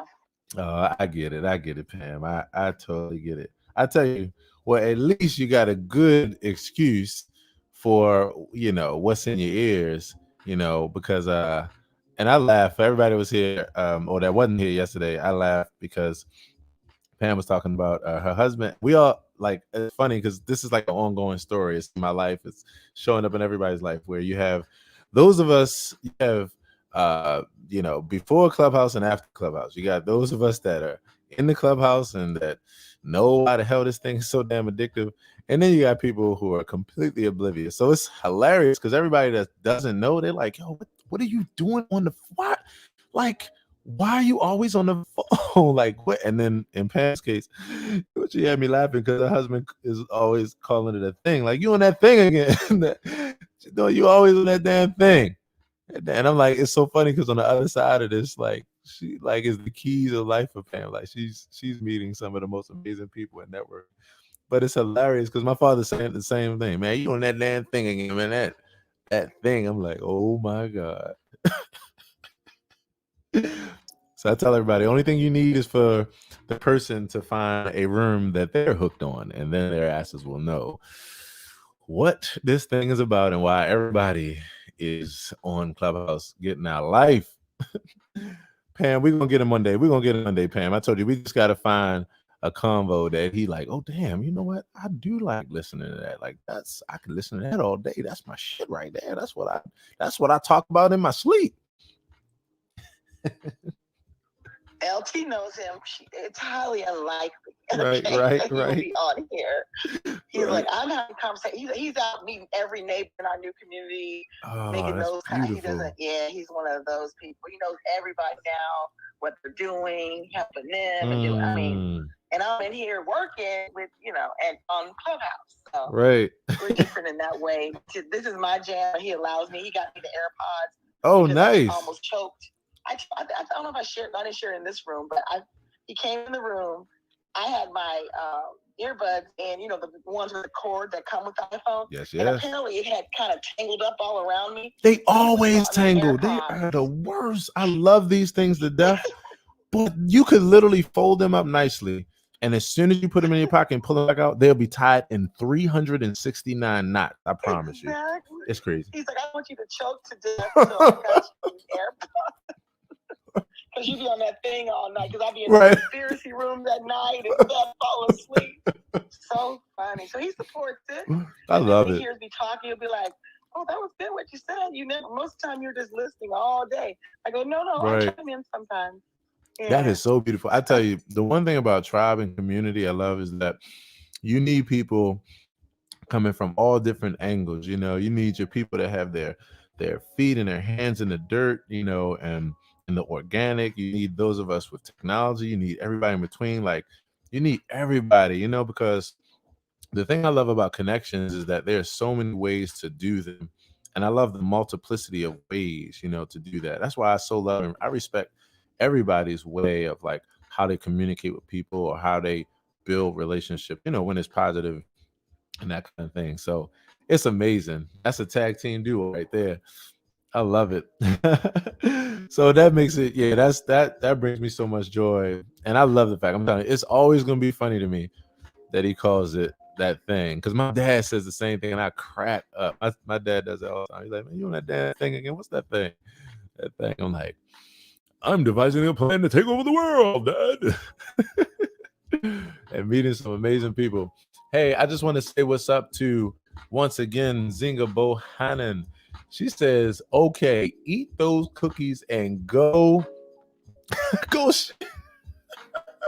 She said, oh no, that bag would be gone in a half an hour. Look, that's what we were talking about yesterday and what we were laughing so hard at. Because, yeah, when you got cookies that taste this good, yeah. And that we were laughing about like how edibles are just one of those things you might as well just prepare for your trip story, because the only way you're going to be able to gauge them is to partake of them, which means you're more than likely going to consume more than you need to and more than you can, because you can't tell the ratio from looking at the shit. It's not like a blunt. It's not like a vape.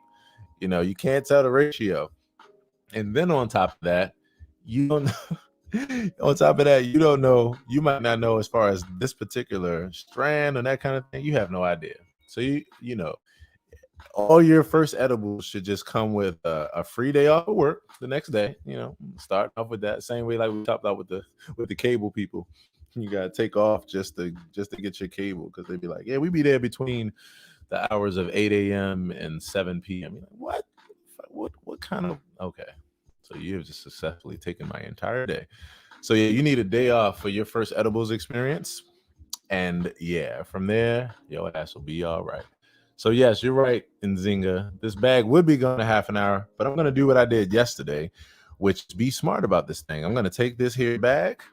I'm going to take this here box, and you all are going to see me put this bag in this box and put this thing as far away from me as I can, out of reach.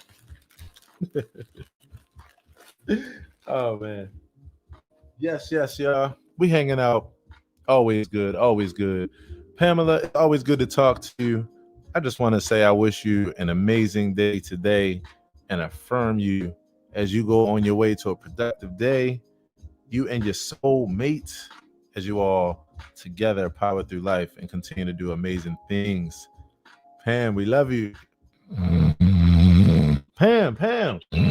Oh, man. Thank you. I'm going to go back to sleep now. I love you guys. But I'm going to have you in my ear, so I might wake up occasionally. But I'm sleepy. He's at work now. He has to go in early. So. Yes. Well, Pam, thanks. 100. And thanks for knowing. Love you. Love you too, Pam. And thanks for knowing where to come to put some positivity in your ear out here in these Clubhouse streets while you sleep. Because I tell you, I told people the other day when we were doing the 5M experience, that's an experience I do every Sunday, 9 to 11 a.m. Music, movement, meditation, mindfulness, and mantra. And during this last experience, we had such an amazing time. I mean, oh my gosh, we healed some shit, we cleared some shit, it was deep. We breathed, we literally breathed through the entire experience. It was literally a deep breathing, amazing, transformative experience. And it is every Sunday. Set your notifications on.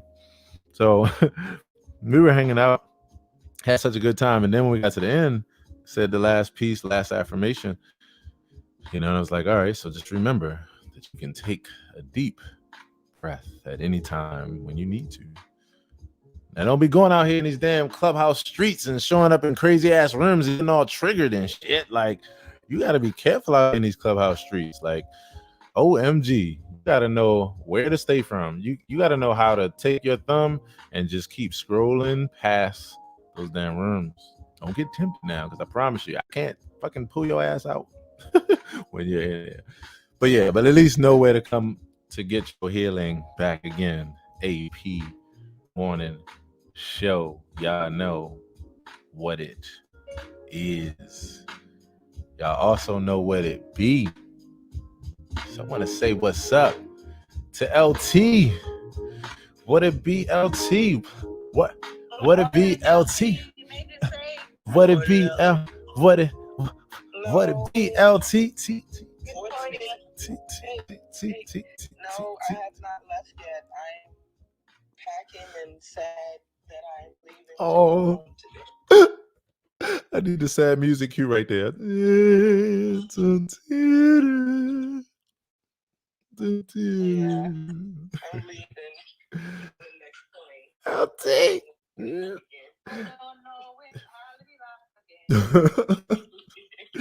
LT, I'm on my knees right now, like on the ground, like out in a desert place, with my shirt open and the wind just blowing, and I'm screaming up to the sky right now with my arms out. Why?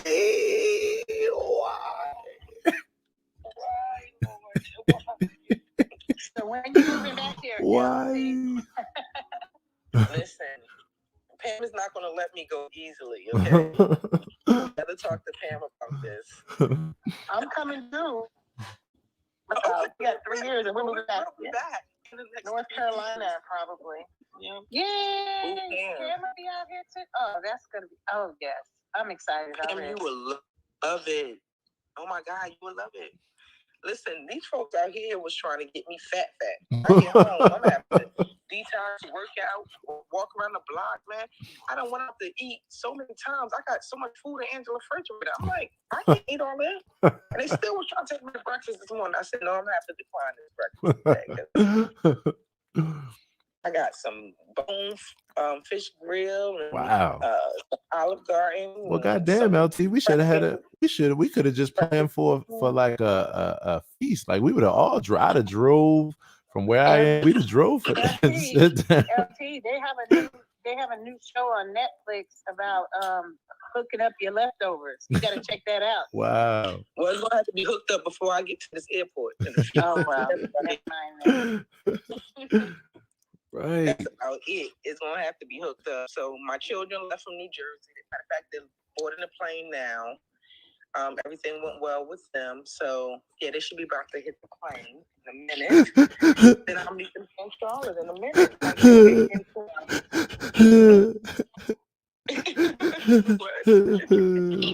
So silly. Now I gotta give you the right one though. I gotta give you like the pulsating joint. I can't sleep when you're ugly crying. I was in the background music. I can't sleep with the ugly cry. No. Right. OMG.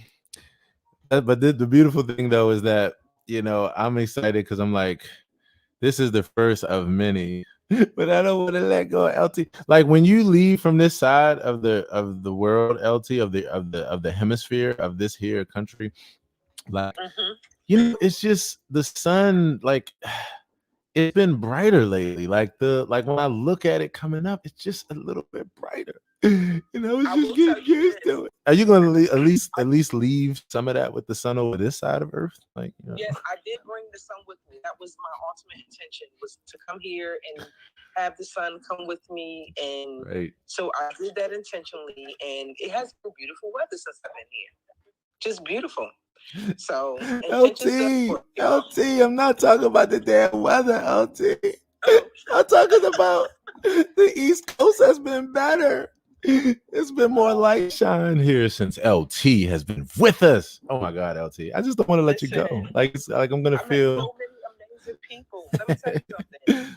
I done met my tribe. Right. And then went to physically meet folks. So that was like, I was thinking about that last night. I said, you know, my cup is so full. I can go back and just kind of, I have pictures with everybody. One of my friends used to date him when his children were little, and they found that I was here. And they called, his son called me, because I wasn't going to go by and see him. I was just like, you know, okay, I'm not interested in seeing him. Right. But then his kids called me. I like how you said that, like real definitive. Like, I'm damn ain't interested in seeing him. You know. Yeah. He was trying to get me to come over. And I was like, I'm gonna do that. Nope. Then he was like, the kids called me, and they're grown now. And it was just like, are you gonna stop by at my dad's house? And I was like, yeah, I guess so. So I got to see the kids. And it was really good. Then they called their mom, because their mom, her and I were cool. And so she's in Detroit, but they called their mom, and she was like, oh my God, it's been a long time. Like, you know how you have encounters with people, right? And you never really know the impact that you have with them. And so she was just like, I've always been thinking about you and all that. You've helped me with the boys. And I'm just like, yeah, I don't think about those things. When I do stuff, it's not like a thought. If it's something that I can do, I just do it. And so she was just like, please keep in contact with me. I'm like, wow. Like, that made my heart feel good too. The boys are grown now. And they're like, they're bigger than me, and they got a baby. And it was like, look, we have a baby. I was just like, oh, this is so amazing. And that's so amazing. You know, it's it's one of those things where, like, when you're a relationship oriented person, you know, when you're a person where the most meaningful thing to you, you know, one of the most meaningful like experiences is connection, is, you know, seeing legacy, seeing people unfold and grow, and just humanity. You know, when you are a humanist and a humanitarian and a person that's just about that quality of life, you know, with people and family and tribe, like it's so beautiful. You cherish those moments, you know, like they really go deep. And I learn that more and more, you know, every day I go, every day I grow. Like I just cherish, you know, these times and the ability to see life unfold and make connections in this way. It's amazing. Yeah, you had a good trip, LT. You know, okay. All right, LT. So I let you go from this side of the, you know, the hemisphere right now, you know, because I know we coming back. Plus I know I'm coming out that way too. Like I know you know, we're gonna be all over the place. You know, the thing I love about this is that we were talking about it yesterday, you know. I'm so excited. Like I'm used to building webs. Like it's what I do. I have been building webs within this web. This web of life and the internet and technology and web of people and real organic connections.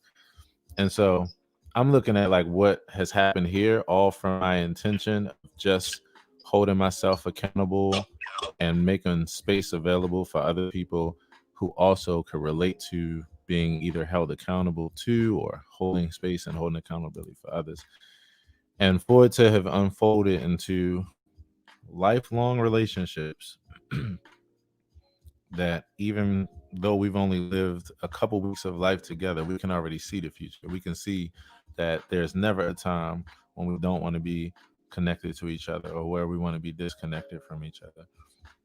You know, Ken Briscoe said something yesterday that just like, it was such an affirmation on everything that we were all saying at the moment that I was saying, just like, who do you know that you talk to every day on the phone?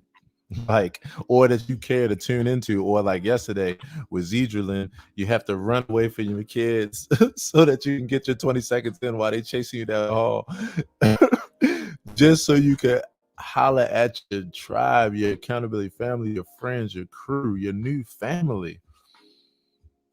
And so I've like been taking all that I have and all that I am since 2007 and showing up in that way and figuring out how to do that in all the different mediums and all the platforms, you know, and all these here internets, as my father said, these internets.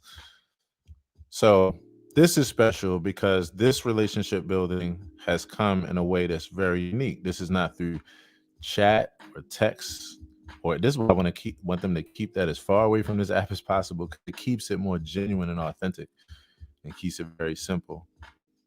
So I'm just so happy once again to have made the connections with you and you and you and you too every single day, and the web that has happened where people are making connections with other people and going on to do amazing things, supporting each other, like the brother Eric said yesterday.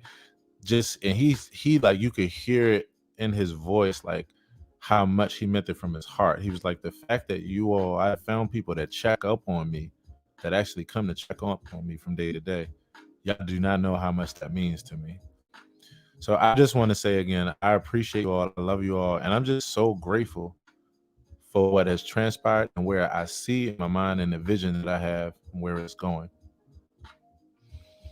What it be, LT? I just want to tell you, I appreciate you and the accountability family. I love y'all. Real talk. Thank you, Avon. I appreciate y'all too. It's been great. No, I mean, it's just amazing. Yes, it really is. And I also want to once again say thank you to Auntie Gina, because that moment and all the other moments going forward is brought to you in at least in part and in some way 75%, 80%, 90%, almost damn near 100%. By Auntie Gina's cookies, because real talk, like we talked about, you know, a good edible that's made the right way will have you ready. No, a good edible is unforgettable. Say it one more time, Auntie Gina, for the people in the back, because I heard good that. edible is unforgettable. What? That's what I'm saying. And so on that tip, it's unforgettable. And so with that, everybody, I just want to once again say thanks for hanging out. We're going to have some fun as we always do here. Everybody, let's open up our microphones and let's say, oh my God, Auntie Gina, goddamn. I can't help myself. Go on, love y'all. Yes. What up, Meyer? Thanks, Auntie Gina. That was hilarious. That was absolutely hilarious. I woke up on the wrong side of the bed. Oh, shit, bro. I had to get back on the right side of the bed. Right. No, just get back in bed and start over. It's okay. Yeah, just move over to the other side and you'll be cool. Yeah, I guess that's There it. you go, Marie. I'm here trying to do everything else. Right. Like, oh, well, did you like drink enough water? Yeah. Right. So, yeah. Yo, my favorite part of that, right? My favorite part of that whole conversation that we have internally is the yabba dabba dare, like that blah blah blah. That yeah, that's the right. Yeah, bro, I'm feeling you though, bro. So did you woke up on the literal wrong side of the bed or figurative wrong side of the bed? Because you know you are an MC, so you know when I know when it's MC to MC, like yeah, you gotta dig a little deeper to make sure you know what he's talking about. Oh, is this a literal thing or? Oh yeah. Figuratively speaking, just kind of like someone shit in my Wheaties kind of day. I got you. Goddamn, that's fucked up, bro. I'm sorry about that. No, it's all good. You know, shit happens. You got good days and bad days, but like the key is to just be aware. I feel like you're a little more on the sensitive side today for whatever reason. And then I'm just trying to figure out what it is that's making me, so like moody and shit. So I'm just trying to figure that out and then adjust for that so I can still have somewhat of a productive day. And also coming through for the accountability family to soak up some good vibes. That's it, baby. That's it. Because if you don't know, now you know. I'm telling you, that is it. Y'all know It's always good to have you come through, Maya. I tell you, everybody contributes to this in some way, and so that fill up is real. But bro, I feel that whole like the way you just said it though. I ain't made to laugh. I was like, damn. Sometimes, this is how you know an MC, your metaphors. I'm like, damn, that's a hell of a way to put it right there. Like, I know what that shit feel like. I had imagery. Right. Like, I feel that shit. OMG. How was yesterday, bro? Did you have a pretty good day yesterday? Oh yeah, yesterday was blessed. Actually, no, yesterday sucked too. What am I talking about? But it is what it is. You just keep it moving. Yeah. Just technological bullshit, left, right, center. Trying to just stay chill amidst all the planned obsolescence and all whatnot. Right. Yeah, I feel you now. It is what it is. Yeah, I tell you. Control life, you just control reaction. That's it, bro. You cannot control life. You can only control your damn reaction. I said that's bars. Bars. Straight from therapy. Right. Straight out of therapy. I've been here for years. Yo. In the mad amounts. Right. Cheers. Yeah, I don't know. We'll do a therapy freestyle at some other point. Hell yeah. Look, I don't know who it was that I told in this experience, but I can't remember because again I talk to so many people every day in this way and just build. So I think it was Ken Briscoe, maybe. We were in the experience, or one of my other homies. I was like, yo, someone needs to start a room. In fact, I told this to two people. I told this to a woman and a man. I said, someone needs to start a room that's just called Everybody Needs Therapy. And it's a combination of their personal journey, just being like, yo, so boom, today is what me and the coach talked about. Hey, like, because that shit, like when I sit and listen to people explain even just what happened in their therapy sessions, and then being a person who right now is in school for psychotherapy, where the master class, I literally get the opportunity to sit in the environment to watch a doctor work with the client, then for another doctor and that doctor to chop it up, and that doctor give the other doctor critiques and everything, then they answer our questions. Like, that's what it is. That's what it is. So I just say that to say, like, I really think that the most powerful movement on this face of this earth when it comes to, and when I say movement, I don't mean a movement that's already there. I mean like motion, like taking your body and moving. I think the most powerful thing is the movement of a human being forward, one therapy session at a time. And what is learned each time, and just that process. I always say your process is more potent than your final product. So I think that everybody that's in therapy should have a journey where each session they literally just talk about what they and the coach talked about, because it helps other people out. Whether you're actually trying to help someone because that's your field and you want to help others, or if you just care, you're just a normal human being putting one foot in front of the other, and you just like, hey, well, if somebody else can be helped by it, that's my story. If somebody else can be helped by it, hey, cool. But mm-hmm. Yeah.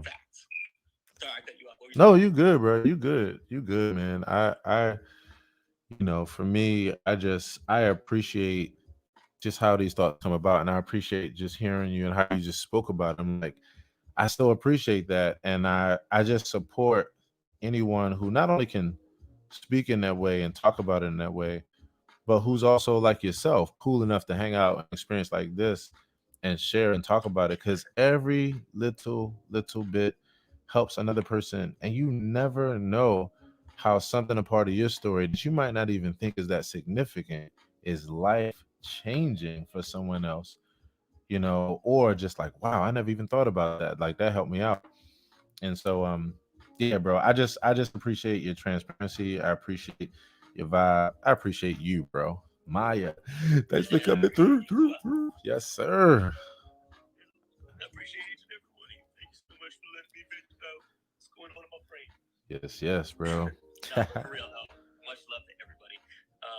And one thing I want to add real quick in terms of what you were talking about in terms of therapy is I don't think there ever is a finished product. I think it's just like a lifelong kind of journey of self-discovery. Right. Constant, you know. It really is, man. Nah, that's not only is that just you, bro. I say it like this. I say it like this. No, I'm stupid. I say it like this. Yo, the destination is the journey. That's all we got. Like, all we got is literally process, progress, like literally one step in front of the other, one moment at a time. Like, that's all we got. So it literally is I can relate to that shit if nobody else can, but I know everybody can, because honestly, that's the story of the human movement forward. This is why I do what I do every day. It's literally because I'm addicted to that process, and actually in any way I can, like, being a part of ushering in that process and seeing it through. So kudos to you, bro. And on that, much love. On that love that you share every day, bro, from your heart with us. Thank you for knowing where to come to get that right side of the bed thing happening. And again, because I promise you, anybody who joins this experience, you can't walk away really too mad. It's like how I felt when I had the opportunity to go to Bermuda in 2011. My band got the opportunity to tour down there and play. And it was cool as shit because most of the trip was with my feet dipped in clear ass water off the back of a boat with my hand behind my head, looking at the bottom of the ocean sea floor. It was amazing. And when we had one of our performances where we were sharing with the people, and it was at their church, and their church was literally where you could look out of the window and see clear water straight to the bottom and pink damn sand. And I stood up there in that pulpit and I was like, so y'all can't really be but so mad at too many things. And they laughed. And I was like, because of where I'm from, you can't just look out of the window and right outside your window you have pink sand and blue water and vegetation that looks so real. The shit looks fake. And what? And they all laughed. And I was like, yeah. So this is what that is in that vision for you, and you too. So thanks for coming through. And on that tip, everybody, let's open up our microphones and once again affirm Meyer on an amazing day today and say, hey, Meyer, take care, brother. Have an amazing one today. Have an amazing day, Meyer. Have an extraordinary day, Meyer. Have a great day, everybody. You've just been making me cry the whole time. Okay. No, Eric is being silly. That ain't me at all. That's the funny thing. That's my alter ego. That's my alter ego. There's gonna be feelings every once in a while.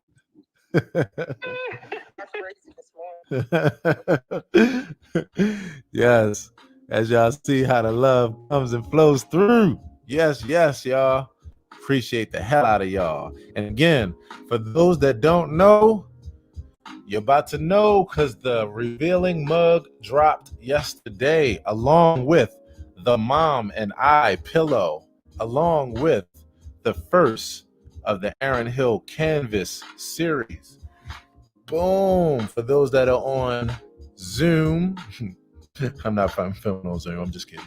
For those that are on FB Live and YT, y'all can see what you see in front of me. You define your purpose.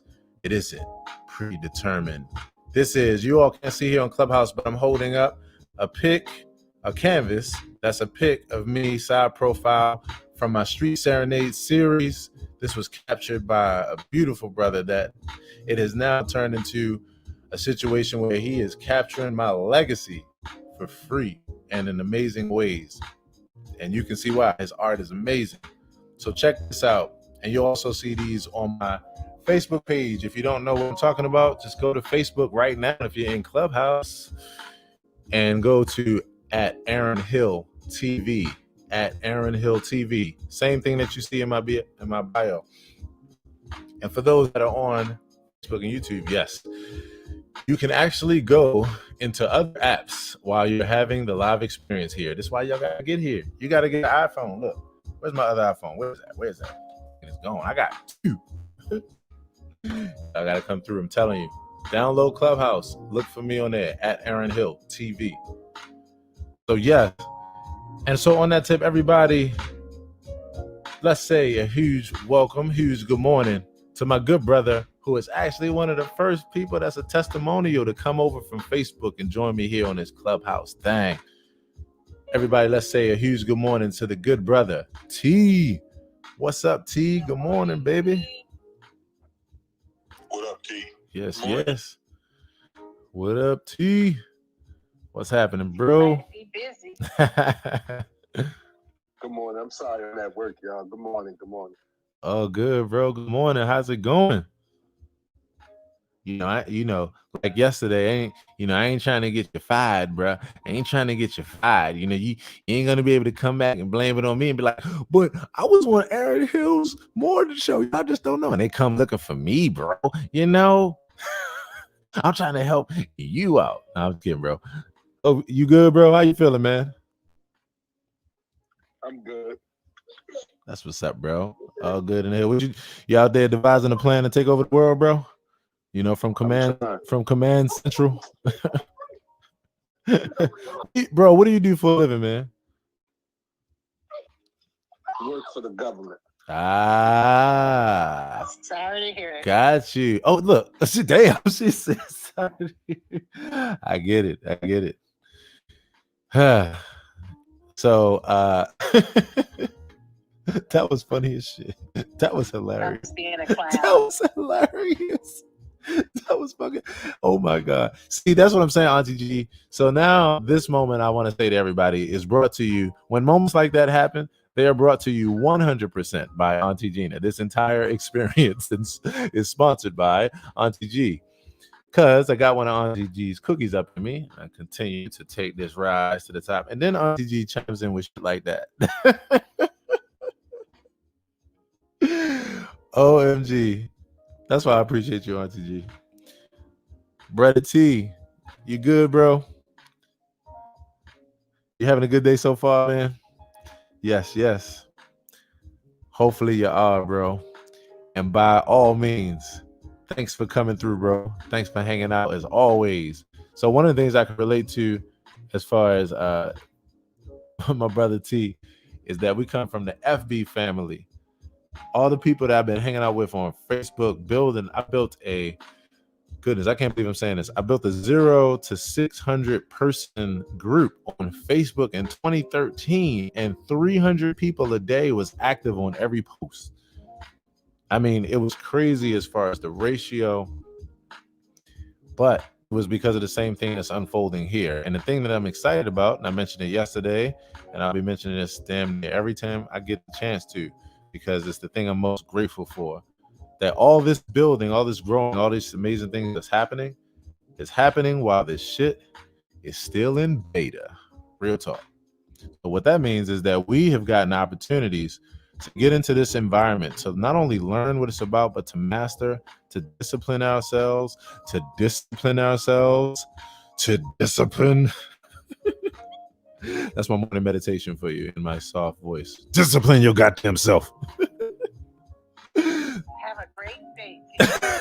What'd you say, Auntie G? I said, have a great day, T. But you have learned to discipline yourself out here in these streets. And you have learned how not to be out here wilding out. When the people pour into this app, when they open the doors, the back door, the Android door, when they open the doors where you don't need an invite, at that point in time, we are going to be power users, and we are going to have an opportunity that is going to feel exactly like this wave that all of us here just hit in the last, 30 days or so, 6 weeks, I guess about now, where we were a part of that influx. When that influx pours in here, we're going to be ambassadors. So what that means is all of us have a good opportunity right now in our intentions to create a very, very healthy environment to really help people. An environment where we're able to show them the way with not only how to use this app, but how to do it in a good way. How to do it in a way where we have etiquette, where we know how not to speak over each other, or interrupt each other. We know how to play this dance and this game where everybody falls into the flow. We are going to be the people that the new people are looking at. And when you think about the numbers, and you think about the fact that there's billions of people in the world, what you realize from the macro is this is pretty much invisible right now. Because even though it's a lot of people here, it's still not a lot when you think about the larger population. So I'm excited. And this is why I'm, have these moments and why I have so much fun. I'm excited because of the intention that we get to set to not only take our lives and impact our lives on another level, but also for people to come into a healthy environment where we as ambassadors and as stewards have created a healthy environment for them to grow and learn and reach their goals too. I take that very, very seriously. And that's why I take these moments very seriously and why I appreciate you all so much. So much love. And T, that's why I'm happy to see you, bro, and why from Facebook to here, why it means a lot. Because what it is every face here that has been a part of my journey, it continues to be a testament for what I know is real in the deepest part of my heart. So on that tip, everybody, let's open up our microphones and once again say good morning to T and affirm T on a great day today. Yes, yes. Have a great one, T. Have a great one, fam. Have a great day. Yes, yes. Yes, yes, it's the best. Yes, it's the LT. You didn't start sneaking away and driving away from us already, did you? Did you? Hopefully you did not. Hopefully, I'm making my way though. Right. Like, yeah, in a little bit. A very little bit. You just want to do that. All right, it's okay. No, I'm just kidding. LT, I'm just excited. I'm really excited. It's also going to be interesting too because you've had this whole time where you drove and your kids aren't with you on the journey and that kind of thing. You get some alone time and you have your reconnecting time. So I'm really excited. Let me ask you this, LT, when you, especially because I've just started to learn your flow over these past couple weeks, and you and I have so much in common that I just really understand your flow. I really understand that kind of thing. So what I'm curious about is when you get back home and you get back into your flow, like what will it look like where are you going first? Like where's your head? Where are you planting your feet and picking up where you left off, or just however that looks for you? Well, one of the things is just going home and being present for a minute, just being back to my space. A lot of times we go on vacation and need a vacation from the vacation, but that wasn't the case here. Right. But I oftentimes think about when I come home, I just, jump back into something, and I'm not going to do that. Right. When the new year ended and we came into a new year, I wasn't in that mode. Right. I don't plan on adapting that model again. Right. Right. That's powerful. Just going home and pretty much unpacking and just being present on my couch. Right. Figuring out what my room looked like again. And, I've been away from my room for, 2 weeks. So it's like, okay. And then I have my two older ones. I have a 25-year-old and a 21-year-old who's been in Cali since we left. Mm-hmm. And just seeing them, just seeing them and find out what's going on in their world. Right. And then I'm thinking that I'm just going to, because I haven't even been posting. That's the weird thing. Like I usually post about 2 to 3 times a day. I haven't been posting. Right. I'm going to go through my phone and look at all the people that I actually got to visit or be with. And then I have some tea coming from one of my friends. So I'll be just sipping on some tea to make sure that my lungs are clear when I get home. And just really taking care of myself, and getting grounded back in my space. Right. And pretty much that's it. Not really working, not really going back full force. There's some things like, I have to take care of whatever, but I try to I don't try. What I do is I make sure that by the 25th of the month that everything going into the new month is paid. I don't like coming into the month with bills. So it's just a practice that I do. So by the time I get home, it's, almost my time for planning for the new month. So making sure everything is paid. I don't leave and go on vacation without anything, everything being paid. So I done did a whole month over here. So January's gone. Right. You know what I mean? January's gone for me. So it's really stepping into February, getting into a flow of what that looks like for me with freedom and ease, no pressure, just, just being there. So I look to just being home. Yeah. I tell you, one of the things that I like most about what you're saying, LT, is like, and this is why I love asking questions and I love listening to people and how they process things, because with what you deal with as far as reset and resetology and just the whole mindset of balance in that way, it's really cool just listening to you talk about something that just continues to ring true for me.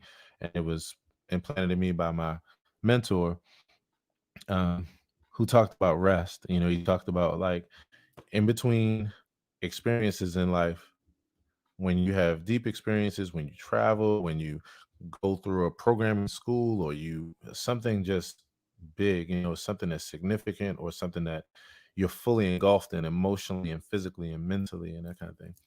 He's like, you should always take a moment after that for rest and to digest, and for not only rest, but for reflection, for rejuvenation, for just regenerating yourself, reinvigorating, reinventing, sometimes resetting. Like, it's all the re's that we can think of. And to this day, I've applied it ever since that time. Because I was at this time, this was when I was taking piano lessons at 18. I was a person who was like so excited about learning that I would learn as much as I can. I've been taking as many courses, I would be doing all these things. And he was excited for me, but he was like, you need to take the time between monumental moments in your life and rest. And so I listened to him, and it made a difference in my life. And to this day, I've applied it in so many ways to different aspects of my life. So yeah, when I hear someone speak about that and how they integrate it, like, I really appreciate it, and I think it's great for you because, LT, everything that's happened in this environment alone has changed my life. It's also changed your life and started to have impact. And then you also connected with family, and then you also connected with new family. So, like, I'm excited because I know that this rest and this reset is about to, like, literally set you in motion, like, on the level, like, where you have been going and what you've been striving for, and just all that you have in your desires in front of you, just because of the experience, and then and how you approach it as far as acclimating yourself back to life. So I'm just digging it. I'm so digging it. So digging it. Couldn't have given a better take on a formula with how to reacclimate, after an experience. So kudos to you. And everybody, I just want to do a quick reset. I want to say hello to everyone here again, from LT to Auntie G, Pamela, Meyer, T, Maria, Ken, Eric, Andy, Renee, Hey, Aisha, Diamond, Karen, Andrea, Alicia. If there's anyone who would like to come up to the stage, our only goal is to just say hey and hang out for a few, as we do, as the conversation guides you and you and you and you and you, and just be able to share in all that we have to offer, all the good shit. Right before we go into this next piece, I just want to whip out a few quotes for you and you and you too. Again, here's one for those that are hanging out on the other platforms. You define your purpose. It isn't predetermined. And so here's a couple more for you. And then we're going to drop back into this thing. Please mute your microphones when you come to the stage. Yes. And so here's numero uno. These are all original quotes from yours truly. And here we go.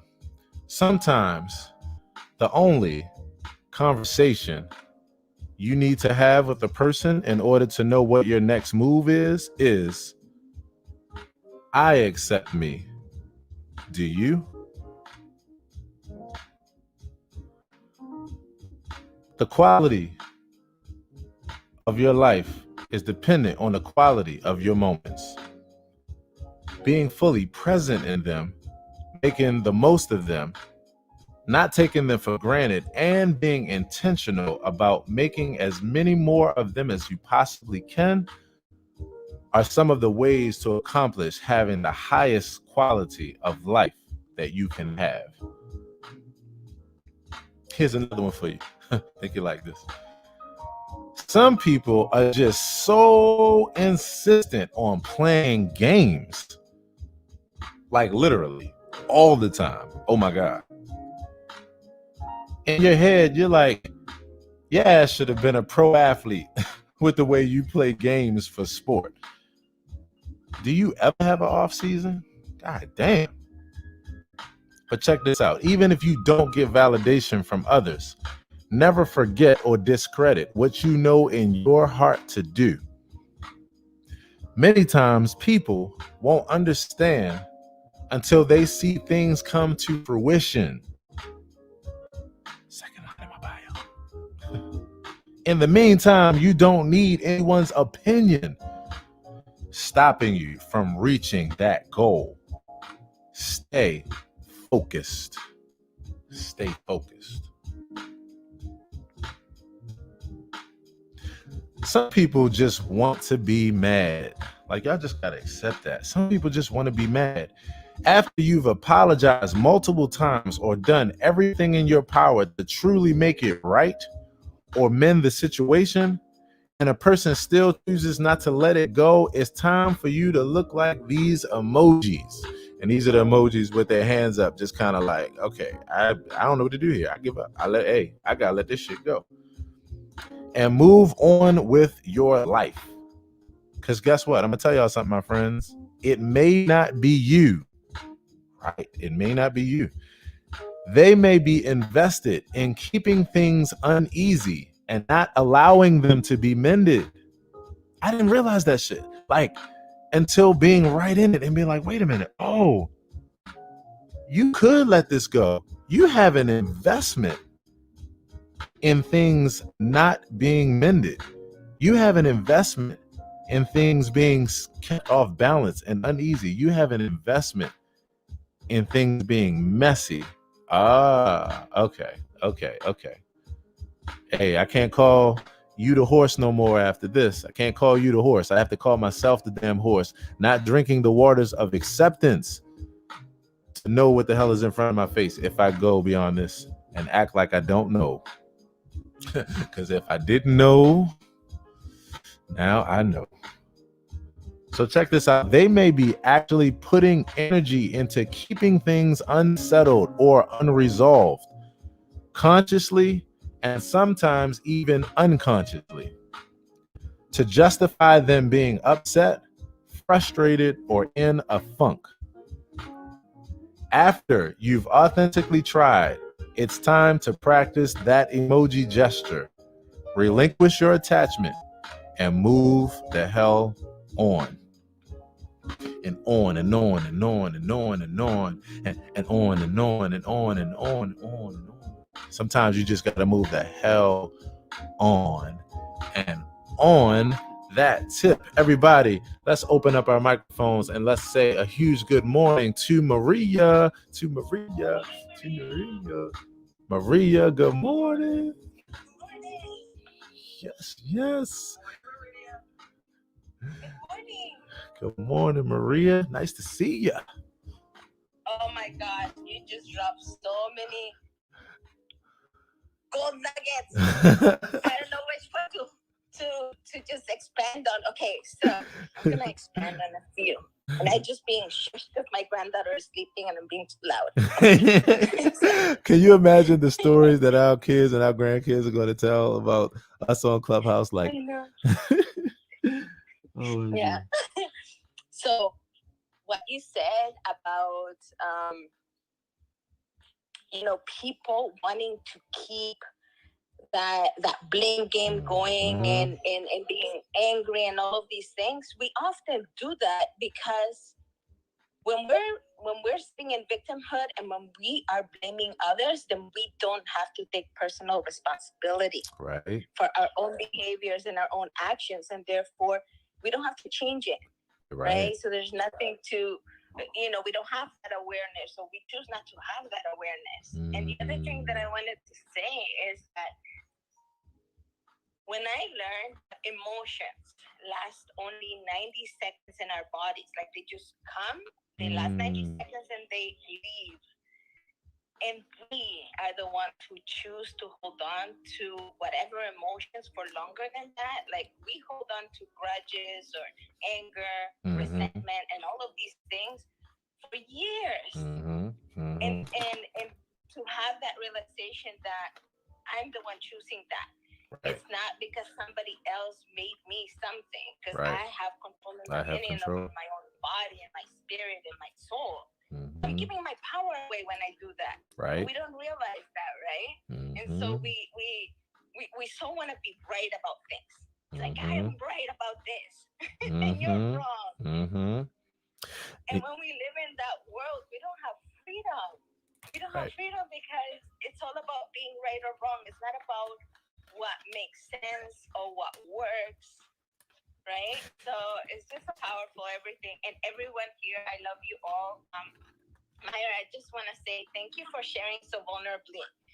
It really takes a lot of courage to share vulnerably with the way that we are feeling and our state of mind. And I think it should be so normalized, because this is why, we suffer a lot in silence as human beings. And we think we're the only ones, or we think somebody's not going to understand, or we're going to be shamed or judged. I love something that you said, Aaron, is that the journey of living this human experience is what's so beautiful. It's the messiness of it. It's when we fall down and we figure it out and get our asses back up, that, we expand, we learn, we grow, our hearts expand. So I just want to say you all are amazing and awesome, and such a beautiful space. 100%, Maria. Thank you for sharing that. Like you said, it's beautiful. It's these things. It's our process. It's these things. It's interesting because it comes down to like a very simple thing for me. It's so simple. Check this out. What else is there to do?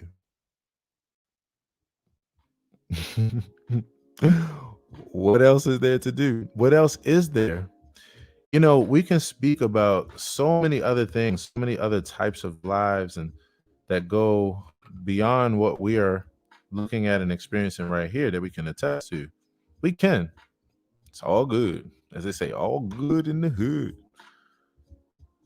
What I think about most, though, is what I can attest to and what we're experiencing right now. I told someone yesterday, my definition of perfection is process and progression. Okay, now I gotta write that shit down. Hold on. I gotta write that down. Hold on. Gotta write that shit down. Hold on. Putting this in the Facebook chat if you're watching on Facebook or YouTube, everywhere. Definition of perfection is process and progression. Okay, so you're gonna see that on the. Thank you. You're gonna see that on a mug very soon, and other things from the Aaron Hill Sentiments experience. But that's all there is. Like, my deal is like, This is why I, as a realist, as a secular humanist, as a optimist, as a, you know, a person who takes a mist, who stands in the midst. Like, what I look at is I'm so focused on what we have before us. I'm so focused on the fact that beyond, not even beyond, because it's not even beyond, contrary to popular belief, uh, of any ideas of perfection, what we are dealing with here is process and progression. And I'll take that any day over anything else because that's as real as it gets. And when you know that, and like you said, Maria, when as opposed to looking at as obligation, you look at that as opportunity, then you start to realize, okay, I can respond. I can respond in a different way than to react in a negative way. I actually don't have to. And actually, this feels better actually because it takes less muscles and my neck isn't tight and I feel better and the other person feels all right and nobody died and my will didn't have to be crushed and I was still heard and the other person felt good. Like it can go on and on. It can blossom. It can blossom. Now, you have to know that, but the prerequisite to knowledge, the prerequisite to knowledge, the subset is belief. You have to be able to believe that. So, the way that I realize, how do you help a human being to change their thinking or to believe that? What you do is this. If you're looking at the scales and the scales are tipping in one direction, well, what do you do to tip it in the other direction? You just put more weight on that side. You don't even have to touch the other side. You just have to put more weight on the other side. Now, you may have to heal the other side. You may have to get real with, and you may have to do some things to tend to the other side in a very caring way. But what I believe, how you affect the human being's mind so they can think positively and have emotional intelligence and all these things, is that you keep giving them the opposite experience from what they were used to, or from what would have triggered them, or from what they had to do, where they had to morph to being a different person because they were in a survival situation and they had to fight or flight and flee and all these things. When you switch that and you give a human being a different experience, then yes, at first where you'll see the same thing, but that's because it takes time. We're talking about neural pathways. Like, habits are not like structured overnight. They don't do that. So what you do is you have to have equanimity, you have to have balance, you have to have patience, you have to have kindness, you have to have those things while still protecting yourself. Yes. And so that that person can have that different experience, and so that they can then at some point not have the same reaction because they won't need it for that situation. And you just keep feeding and keep feeding and keep feeding and keep bringing along and keep loving and keep nurturing. And that's the reason why I hold this space and every space that I have in life, because that's my goal for the people that are apart and that are right there with me on that, and people in the back that get it from the over fucking flow. Let's go. OMG. You got me pumped this morning, Maria. You got me pumped. And I love what you just said so much. And I'm just gonna share quickly. Like it can showing up in life in that way. And I always ask myself, how can I show up in the most loving way? Right. How can I bring love into this situation? Right. So an example of what you just described so brilliantly. I was in a 20-year toxic relationship with my ex-husband. When I left that relationship almost 6 years ago, I never could have imagined that today I would have a very strong, beautiful friendship and partnership with him, that we were going to co-parent our 2 daughters, right, that there was going to be respect and love and unity in our friendship. right. because it was very toxic. It was abusive. And when I left, I had a lot of resentment and anger towards him, and I blamed him for everything. And when I chose to forgive, and when I chose to come from compassion, and when I chose to have that patience to really work on taking responsibility for my doings in that relationship, that's when everything shifted. And over the last 5.5 years, so much has changed, and he's transformed so much.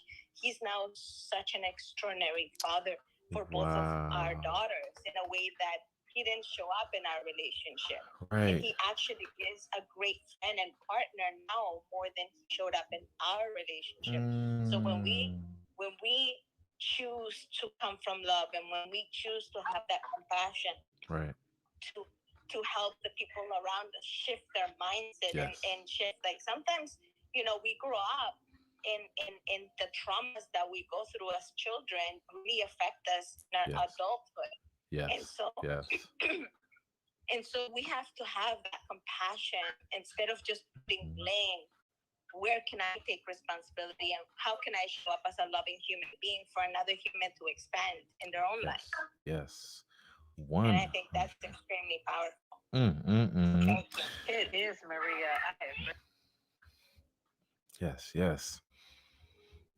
I agree too. I so agree. Let me tell you this. So, earlier here, and I think you might have heard it in conversation. I'm not sure. Maria had my eyes closed in a lot of this experience when I'm hanging with you all.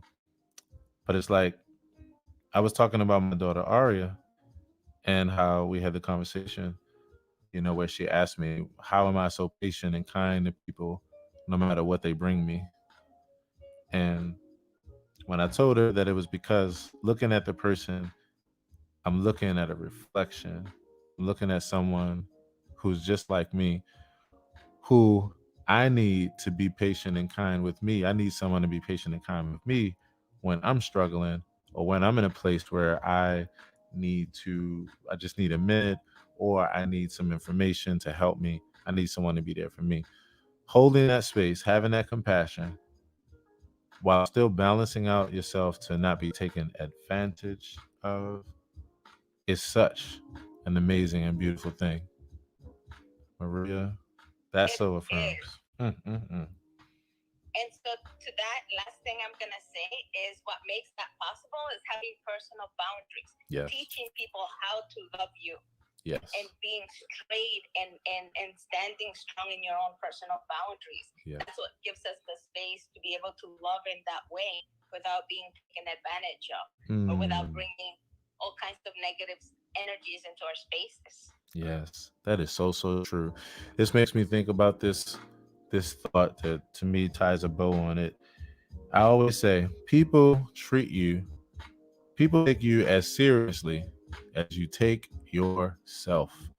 So sometimes when you look at how you're being treated, you have to look within to see how you're allowing yourself to be treated, or how you show up, because people only take you as seriously and only take your boundaries as seriously as you take them.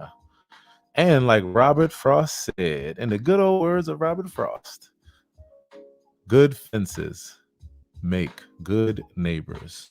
Good fences make good neighbors. And so on that tip, I want to say one more time a huge good morning to our neighbor, who is now our new neighbor. This is day 3, Maria, that we have met each other and got a chance to talk. And I'm so excited. Everybody, let's open up your microphones and let's say one more time a huge good morning and affirmation to Maria on an amazing day today. Have a wonderful one, Maria. Have a wonderful one. Have a great day. Great day, Maria. Enjoy, Maria. I hope I do get to follow you into some quantum physics rooms, because I saw that on your profile. Yeah, I'm very interested in quantum physics, and I keep learning more about it. It's fascinating. Isn't it cool? Y'all should do the learning. Y'all should do the learning. I apologize for cutting you off. Y'all should think about doing a journey where you all are doing just that, almost like how two friends would just hang out on the phone and chat and just rap about the stuff that they are learning with each other. Because your journey would do that, and that would bring other people as you learn and grow, and you're holding this space in that way. It'd be fun too. It'd be fun because the world of quantum physics. Trying to find the right metaphor to explain a concept. Don't think too. Don't over. Don't even over. Don't. You don't even have to overthink it. Here's the thing. That's why I always tell people, and this I love telling my beautiful creatives this, because we can get lost in the idea process. Here's what you do.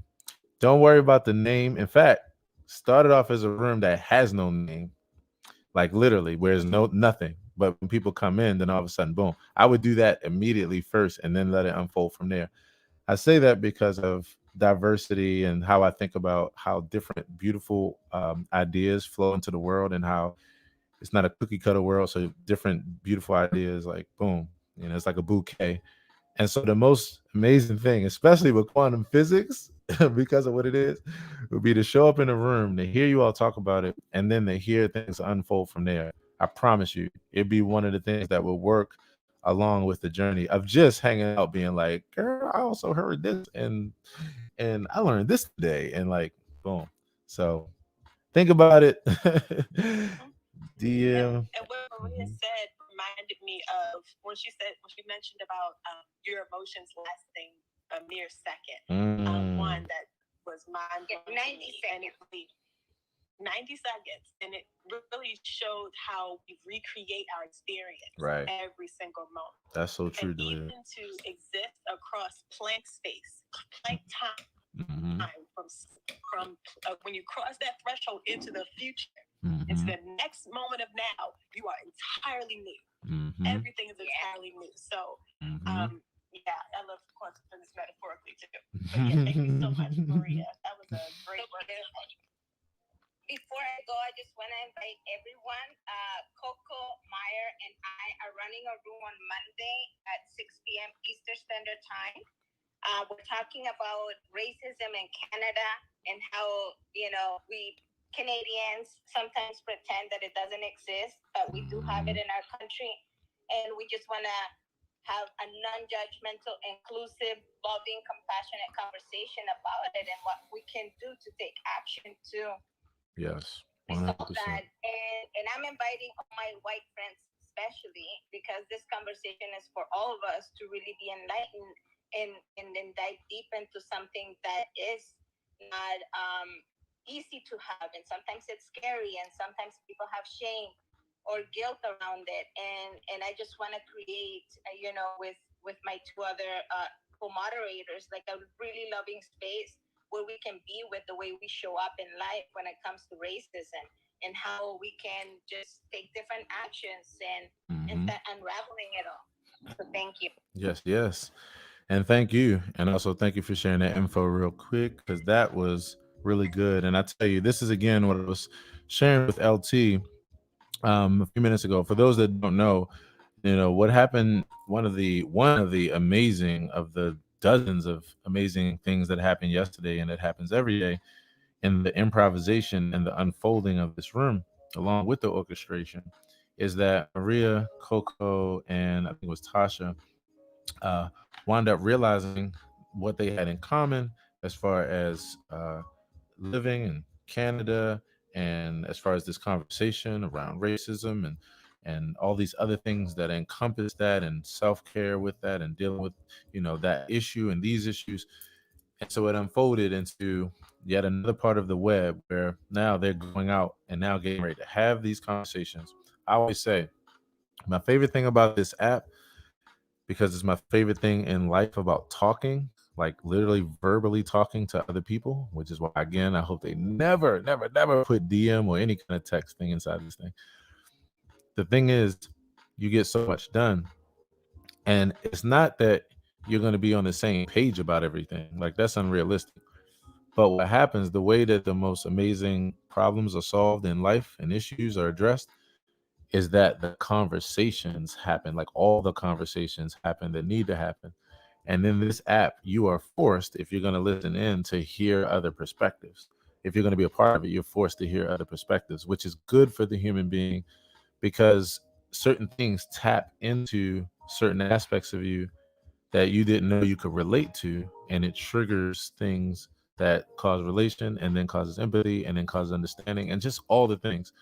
So it's why I'm so happy about this environment and why I'm happy about these moments, because this is going to be an amazing conversation and conversations, and I'm excited about where this is going from the seeds of this space, from the AP morning show.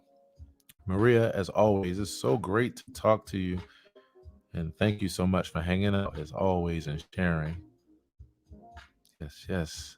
Everybody, let's open up your microphones and let's affirm Maria one more time on a good morning and an amazing day today on purpose. Thanks, Maria. Take care. Have a wonderful one. Hang in the conversation. Go ahead, open your mics, everybody. Yes, yes.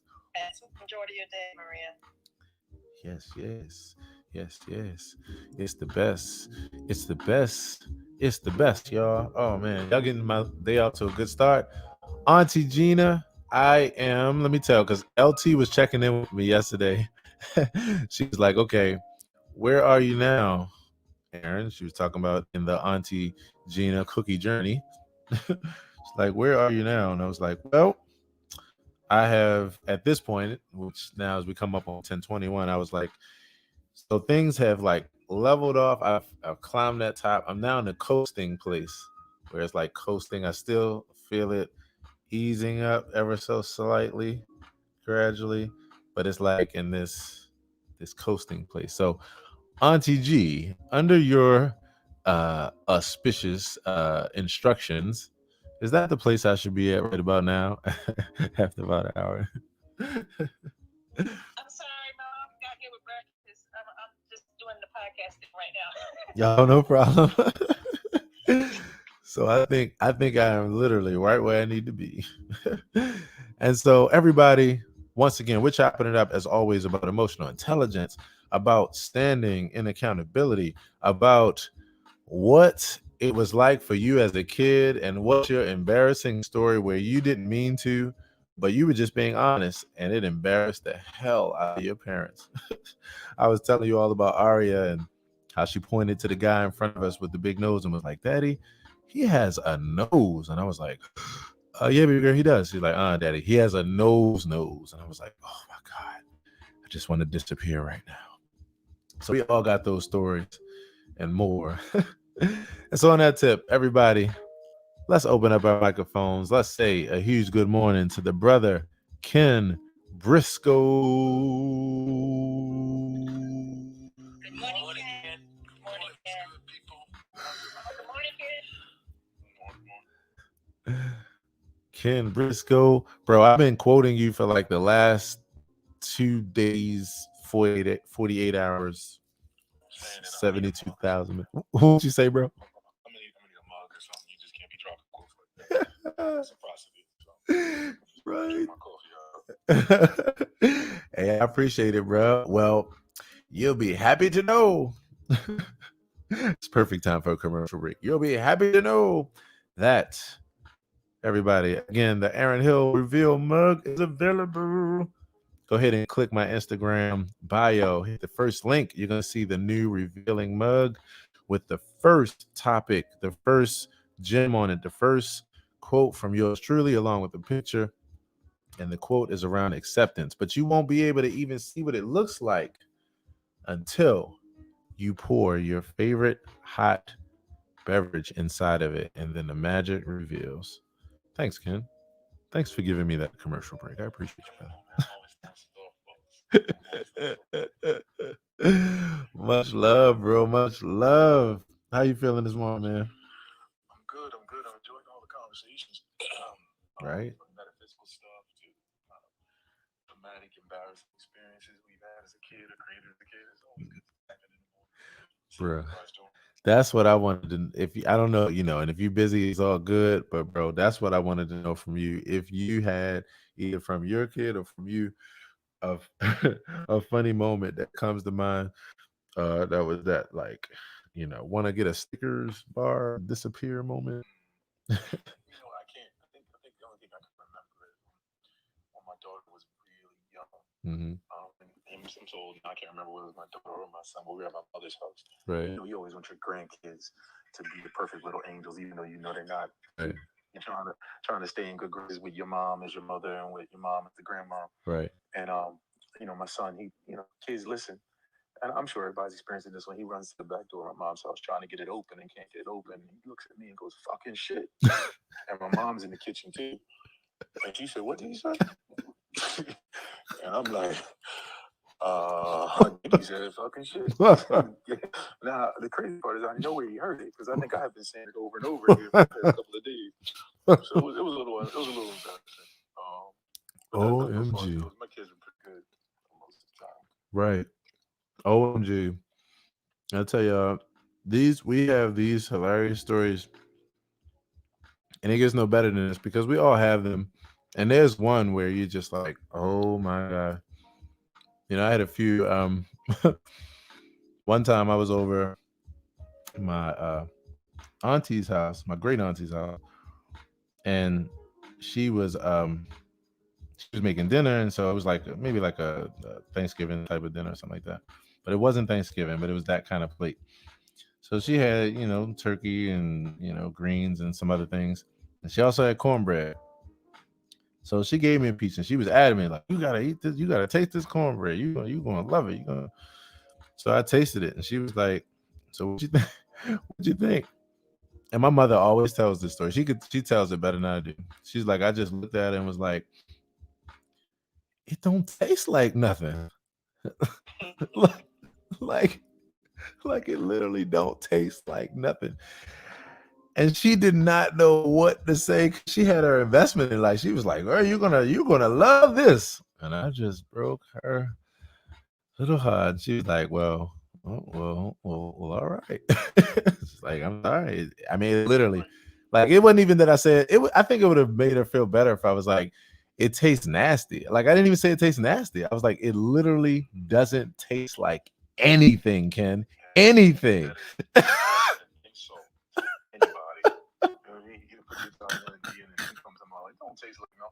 It don't taste like nothing. I think I'd be mad at you. I'd be mad for you. That's ridiculous, yo. But then, listen, not everything is the best thing to eat. I didn't have plenty of people make food. I get to the point now where I go to folks' house and I won't even eat. Right. I tell them, hey, I ate already. Right. Carry it on a plate and don't even touch it. Right. Just looking at it, like, this ain't gonna taste like yeah, this ain't gonna taste like. And in some cases, Ken, you're actually kind of doing other people a favor because.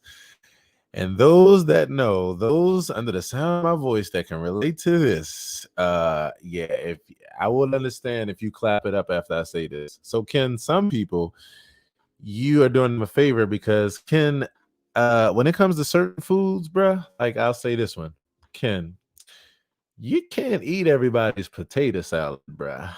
Like, potato salad, mac and cheese, sweet potato pie. Like, there's a whole lot of things you gotta stay away from, man. So it's really like, you know what? I'm doing you a favor because I'm just saying you might not. Let's put it like this. I'll put it in the science and how the science stacks it up. Scientific studies show that most places where you go, their potato salad will not measure up to the following. It won't measure to Aunt Mary's. It won't measure up to Big Mama's. It won't measure up to Grandma Carol's. I promise you. Hey, Ken, we're doing some people a favor because they just haven't tasted Aunt Mary's potato salad. Like, they just don't know, Ken. So, they just don't know. Let me give you one that I'm sure most people can relate to. And this happens, I think, most with dudes and men for a particular reason. You'll go out to somebody's barbecue, right, and you'll see somebody on the grill, and they have no idea what they're doing. You are literally watching them burn everything. And most of the time, these folks talk the most shit about their skills on the grill. The flames are high, everything's hard. And then they look at you and say, go ahead and bring your plate over. And you're like, I don't think you're cool with that. That's been my biggest pet peeve going on. That's just my personal issue. Oh my God. I fall back.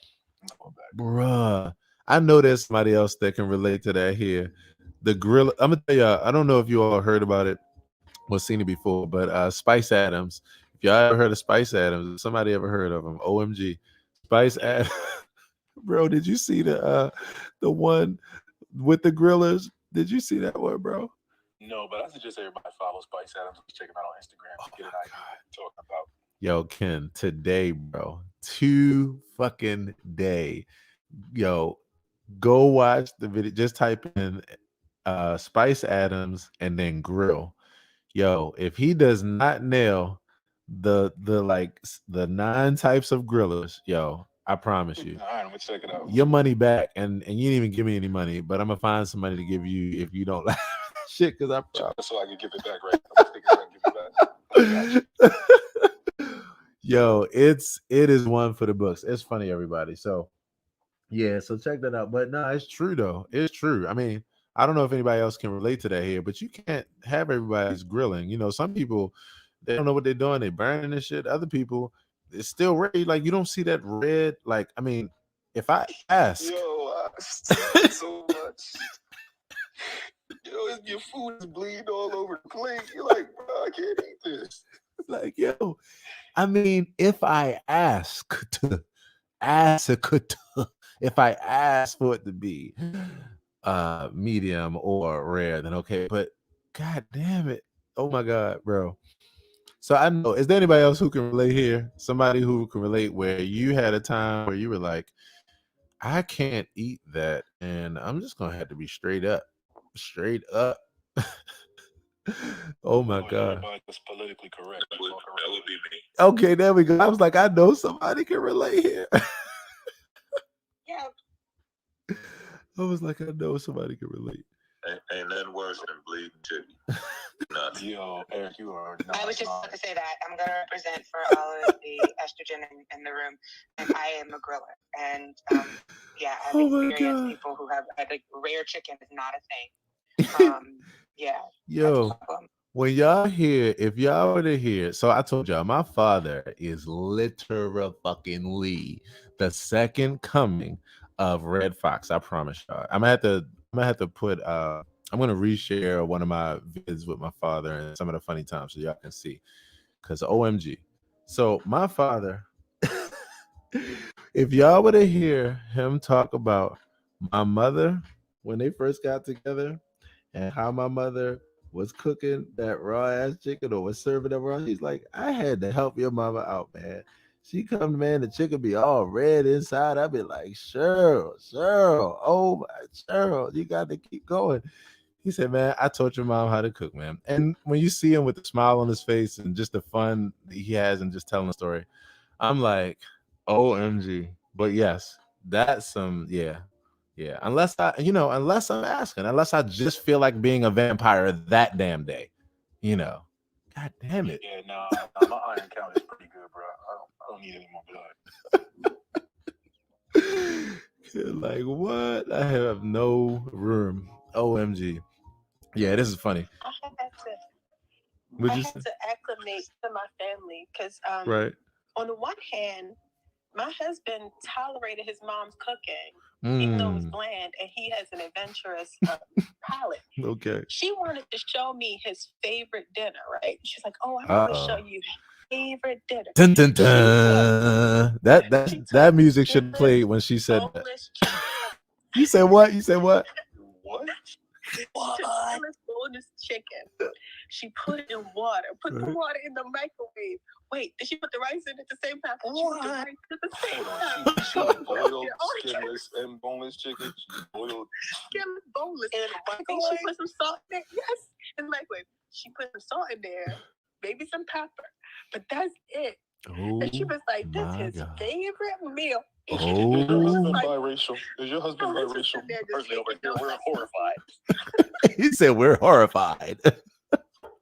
Wait a minute, Ken. What you say? Is she biracial? I said, is your husband biracial? I'm not trying to throw him out. Oh, he white. He white. That's what I thought. Oh, yeah, crazy. Wow, brother. That's why I thought that same. And his potato salad is the bomb because he's Southern.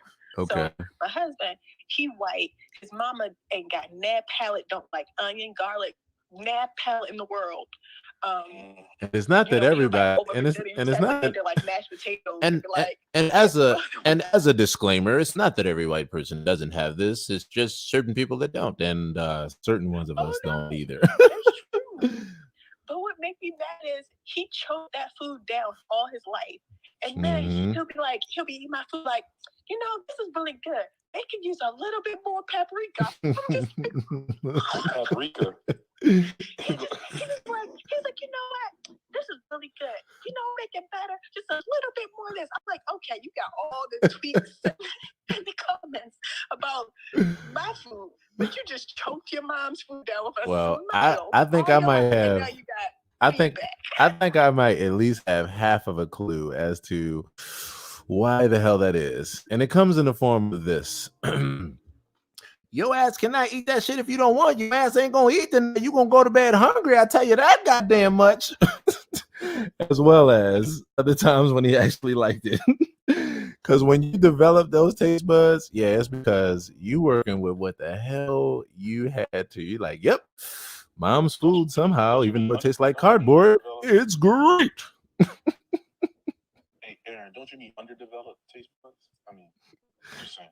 You said, nah, bro. I'm talking about like when you like where that psychology kick in, where shit tastes better than it's supposed to, because it's linked to survival. You're like, okay, well, I guess my ass better like this. Evolution, go forward now. Oh, I'm sorry. I used to start crying though, like when I was younger.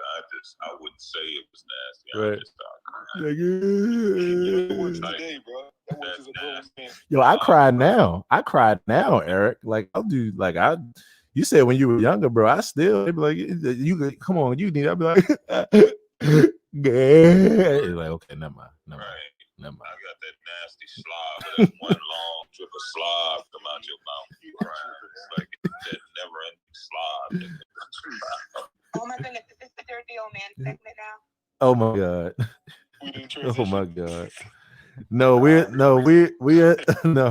we are talking about being a kid and OMG the slob. Eric, the slob, bro. You got me on that, because that's a real cry right there, bro.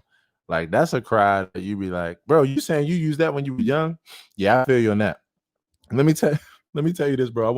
I wanna hear what story this links to for you. For me, literally, what that was when I was I was at my babysitter's after school, bro, and she would make me eat Quaker oat instant oatmeal with apples, and she did not believe me when I told her that shit was just nasty. Eric, it was just nasty, man. I wasn't trying to be rebellious, man. It was just nasty. Remember, you got electronics by you, so don't let that stop. Electronics and short them out. So be careful. Come on, man. I need you to hold me. I need y'all to hold me, family. Yo, I'm trying to tell you. Started all this shit. Right. I got us on the emo wave. And that moment, right. And that moment was brought to you at least 75% in part by Auntie Gina's Cookies, which once you have them, they will have you. Auntie Gina. That's the tagline. Don't let me hang. Once you have them, they will have you. They will have you. Don't let me hang it. I'm going to die right here, Auntie Gina. I'm going to die. Auntie Gina. Okay. Maybe Auntie Gina's really legit not there. Look, I told when we were in a Clubhouse I am here. I'm just eating breakfast with my Oh, mom. okay. Right. My bad. Shh. Yo, you're supposed to keep it down. Why y'all make me do that? You're supposed to keep it down. That's what I'm saying. I'm like, yo. I have my beach headphones on, okay? Oh, good. Why y'all? Why? Right. Look, we would if Mama heard it, she might be like, you know what, them folk, I can relate to them. But look, let me tell y'all something. Why y'all make me make all that noise? Y'all ain't tell me that Mama Gina's mom was right there. Why y'all ain't tell me? You know what I'm saying? Only I can hear you. Calm down. Oh. I have headphones on. Dang, y'all, I would have kept it quiet. Eric, go eat the bread, man. Stop that cookie. Yo, let me tell you. You told him to eat some bread. Right. What do you do when I know what you do for it. Right. Because she's trying to get that shit to swell up even more. And I said, look, yesterday, if you was here, LT was like, I was eating my oatmeal. LT was like, no, Aaron, stop. Like, I don't know how LT from where she was, she made my music just like stop. Like, literally, I was like, what the fuck? And she was like, Aaron. Like, yo, are you eating? Because she was watching me on, no, first she heard me smacking, and then she was watching me on FB, and she was like, yo, don't eat. She was like, that's the worst thing you could do. She said, when I ate, yo, that's when it took me to the moon. Yo, stop. And I was like, LT, I got this. I'm good. Thank you for your love and support. And so here we are. Bro, I'm telling y'all, this is hilarious. And I love messing with Auntie Gina. These are the times that we've been having for the last 3 to 4 weeks. Can y'all believe that? That's crazy. Cats is family. We are family. Eric, bro. That was what it was for me, bro. It was that nasty ass oatmeal with the apples. And Eric, I'm just saying, bro, I wasn't trying to be rebellious. What it made me think about was as I got older and became a parent, I was like, so yeah, sometimes as parents, we are just being jackasses. Because sometimes we frame it like, oh, the kid is just trying to be rebellious. Oh no, this kid just had just legit did not like this. Now, yeah, I know it could have been like, well, that's what you're gonna eat. You better be grateful for it. Yeah, for sure. But god damn it, it's because of that that I get nervous. And what I'm saying is, yeah. It just reminded me of that. Like, it just was gross. It was just like, it was really like, anyways. But I love oatmeal now, so. I still have nightmares. Of the Quaker old man in that goddamn package. And this. Okay. I love this. And so. Oh, you know it, baby. Delaware. I'm sitting here. I wish you could see my face. Yeah, I know. And see, this is the thing I love, because what you don't know is that my people, once again, I want to say what's up to Nzinga Bohannon. Want to say what's up to Kanice Washington. Kanice, the last time we had that hit, it was amazing. Looking forward to another gig together, another musical time. Want to also say what's up to Leslie, bro. What's happening down in FL? Tell me what's happening in FL, bro. Good morning. And so, on that tip, everybody, let's say one more huge good morning to the brother Eric. Eric, you on your way today, bro? Having a good day so far, man? Hope so. Yes. And yes. We're affirming Eric on his amazing day. Have a great one, bro. As always. And on. Yes.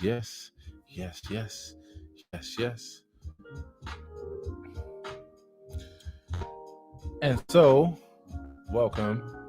For those that are not already connected with me on the other platforms, then by all means, if you enjoy this experience that we have every day right here in Clubhouse, and you also are interested in even more of not just this, but other expressions that I have, man, I got a lot to give.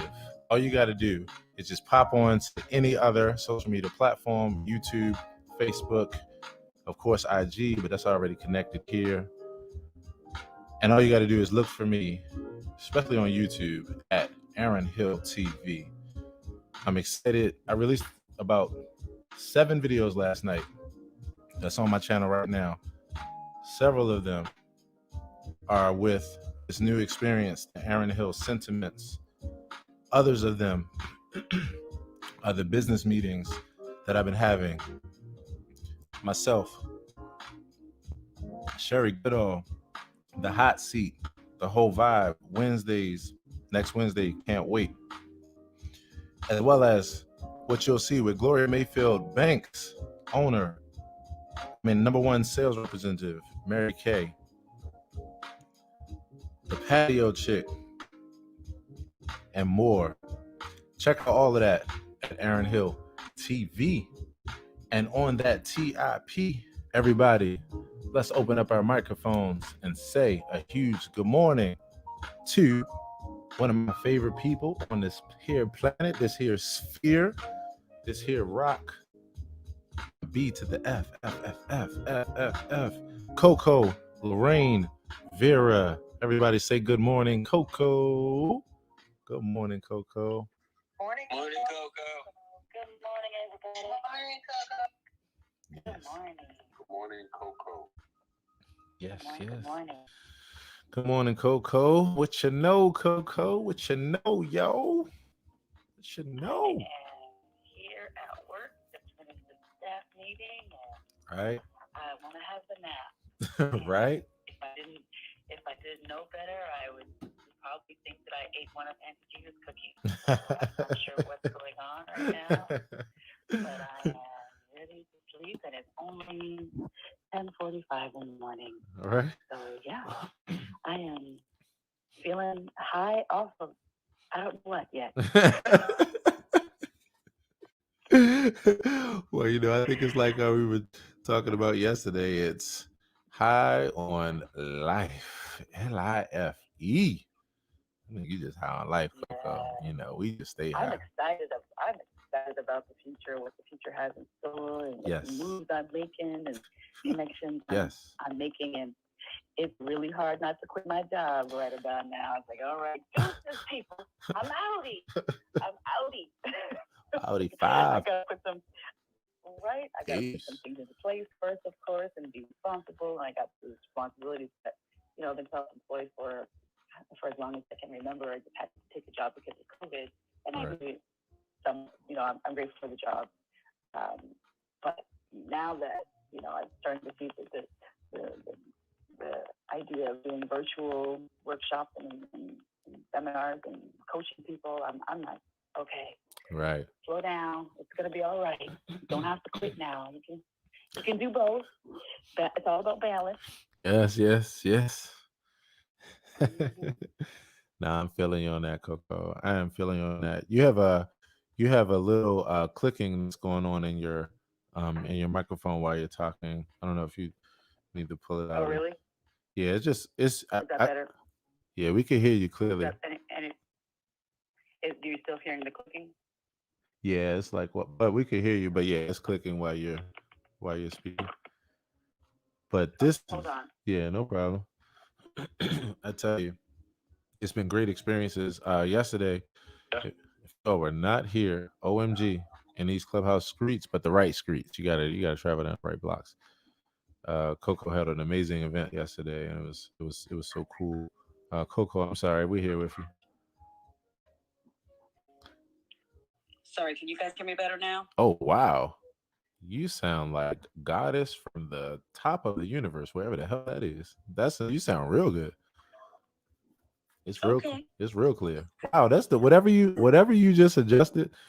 Like that's how you should talk all the time. Like whatever that setup is. Wow, I can hear clearly now. The rain is gone. So you can tell me this whole time I've been sounding crackly this last 5 years on Clubhouse. You're just telling me this now. You were just above crackle. Okay. No, but you were good. Actually, we could hear you, but it was almost like this. It was like a little bit of mouthful, and all of a sudden it was like, I can see clearly now. Yeah. So okay. You sound great, as in the words of Tony the Tiger. Mm-hmm. Auntie Thank G. You. Blame Auntie G for these shenanigans. Blame Auntie G. So yeah, but yeah, you were just speaking about how excited you are about just everything that's happening in the space and just everything unfolding and just how it's like, whoa, like you're having all these things line up. The website, and I'm getting into my writing, and I'm working on the online courses, and so I feel like there's this little sense of exciting overwhelm, right? Because there's a lot of moving parts all at the same time, and so I'm kind of getting lost in that, but it's a good it's like, oh, I don't know where I am, but it's lovely. I'm getting lost on purpose, in all of this stuff. So yeah, I'm really, really feeling like I have the drive to get it done. Right. My mind is settled and I have clarity. My heart is excited. I feel my passion coming forward, and I have the drive. Right. So when you have your feeling part, your thinking part, and your doing part of your brain all in sync, that's when the magic happens. Right. And so it has been a long time coming to have this unified Coco, Lorraine, and Miss Vera all on the same page. All in. But it feels good. Like everybody is showing up to the board meeting in my mind. Like, all right, let's do this. We gotta get it done. Right. I'm telling you, that's a good feeling. You know what I call that? And we call that. I just want to just say it because we all say this. I like to bring it up here to bring it to its moment of truth. Self-actualization, Coco. Self-actualization on another level and level and level. It just keeps unfolding. Well, I have a theory about that, because the Maslow's hierarchy of needs, right? Where they say you have to have all those levels, the food, clothing, and shelter at the bottom, and then security, predictability, order, and love, and compassion, and then self-actualization is at the top. Well, I have this another book that I wanted to write years ago called Upside Down Maslow, where I didn't have any of those as a teenage mom. When I started my speaking career, I didn't have any of those things in order, and I flipped my triangle upside down, and I started with self-actualization, and then I felt appreciated and loved, and that brought me security, predictability, order on the stage, so I could pay my bills and have a roof over my head and food on the table. So I do believe in the upside down Maslow's theory that I don't know if I can even call it that, but yeah, I'm. Wait. That's a gem. I'm sorry. This is a gem. If this is not the first time I've heard this, but every time I hear it, it's like it's new all over again. Cause I'm like, whoa. Like, could you take like a few seconds to break this down? Just what this concept of the upside down Maslow theory is. This is heavy. Yeah, thanks. Yeah, I'm really excited about it. So when the story is attached to my personal experience. Right. I was a teenage mom. I was moved out on my own. I was quitting high school. My father disowned me. I was a mess. I had no security, predictability, order, no comfort, no care from the people around me. I was terrified. I was making $600 a month with a baby in my arms, and I was asked to start my speaking career by my teacher at my school. And so I was in the worst possible position for myself, and yet asked to self-actualize with no foundation, except this gift that I had to speak and my story, which didn't feel like a whole lot. So I didn't have a lot to lose. They were going to give me $100 a pop every time I spoke, and so I said yes to that opportunity. And I self-actualized on the stage, and in that moment, with that $100 that I received, and the appreciation from the audience, and this consistency that I was on this committee, my triangle filled up quickly. And I realized self-actualization in some cases is the key to finding that balance, to finding your peace, to finding your purpose, to feeding your family, to putting a roof over that head. And so, whereas some people would say, well, you have to have it all together before you can get out there and do your thing. I beg to differ. You beg, I implore, I demand, everything to differ, because hell. You better. Because go ahead. I'm listening. What if your gift and your story, and you are ultimately all you have, right? right? That is what I'm realizing in this season. I'm it. You know, I may not have a job. I may not have a community. We have got COVID-19, got all stuff happening. So, but what can't be robbed of me, from me, sorry, is my gift, is my story, is my personal power, is my talent. Nobody can take away my singing voice unless, of course, I get, you know, and even then I can figure out, I can sign language sing. You know, right. We're going to find a way to do that shit evocatively. Right. I don't have control over anything else. I don't have control over whether someone else is going to like me. But in order to self-actualize, I had to like me enough to believe in myself to be able to do the work. And so in this season, you know, 20, 30 years later, I'm facing so much uncertainty. I'm in a lot of pain. I'm still mourning, in the middle of mourning. And you know, I lost my business went under for the last 2 years because of COVID-19 when my son passed away. And I'm almost in the same emotional turmoil that I was 30 years ago when I became a teenage mother. I've lost my father again. He rejected me again. Like it's a lot, right? But I'm self-actualizing because what I still have 30 years later is my gift and my voice and my power. Right. But with 30 years of experience. So I didn't expect to go with fired the fuck up. But it's let me tell you something. Because if you don't know people in the front and the back and the side, now you know.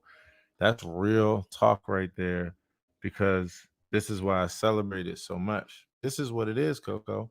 You said something real significant, and it was echoed in what we were talking about earlier. So I'm right along with you, and this triangle makes so much sense to me, which is why I'm like, oh yeah, this breakdown. I mean, I feel like I just grew, like literally, like just from listening to you and listening to you break that down. But one, because it is so the truth. Here's the reason why. We were talking about it earlier. The destination is the journey. The destination is the journey. Self-actualization is a journey that's always unfolding. This is why it's so important to appreciate yourself at every single stage of the game, every single moment, every single level, every single iteration.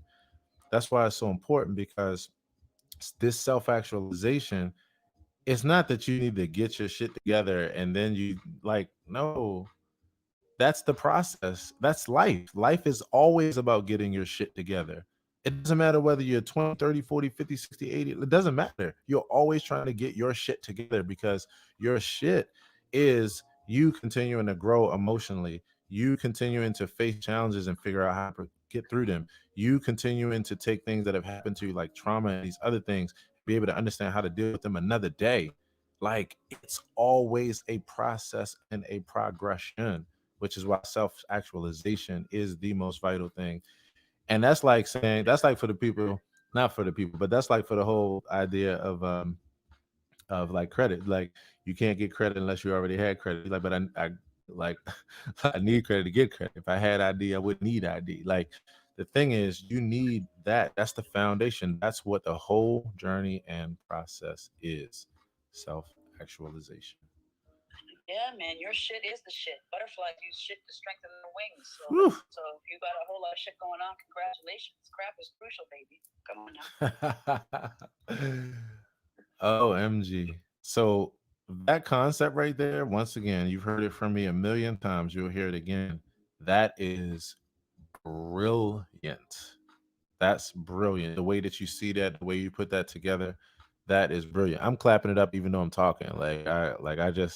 I gotta break my microphone even though I'm talking. Like, how you gonna clap and talk at the same time? Auntie Gina's cookies. I'm telling you, when you experience something like that, and you know what you know, and you got a good flow with some extra help up in the midst. OMG. Yeah.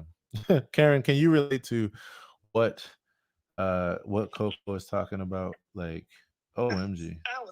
I was jumping up and down, clapping, doing the dance. I was doing all of that when Coco was talking, because, you know, when I was in the process of learning about what shadow work is and looking at my history of as a little girl and how my views of things were formed and stayed until I reached a few years ago when I was like, wait, I need to take another look at this stuff.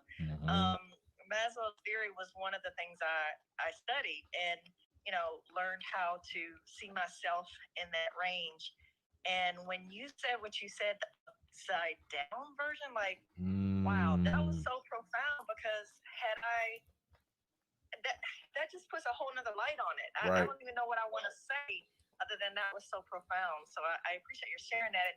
What you've spawned me to do is to go back and look at that again, the way you just said it, and just, investigate and observe and take note and do the overthinking that I do to see if it makes a difference. That's so profound. Well,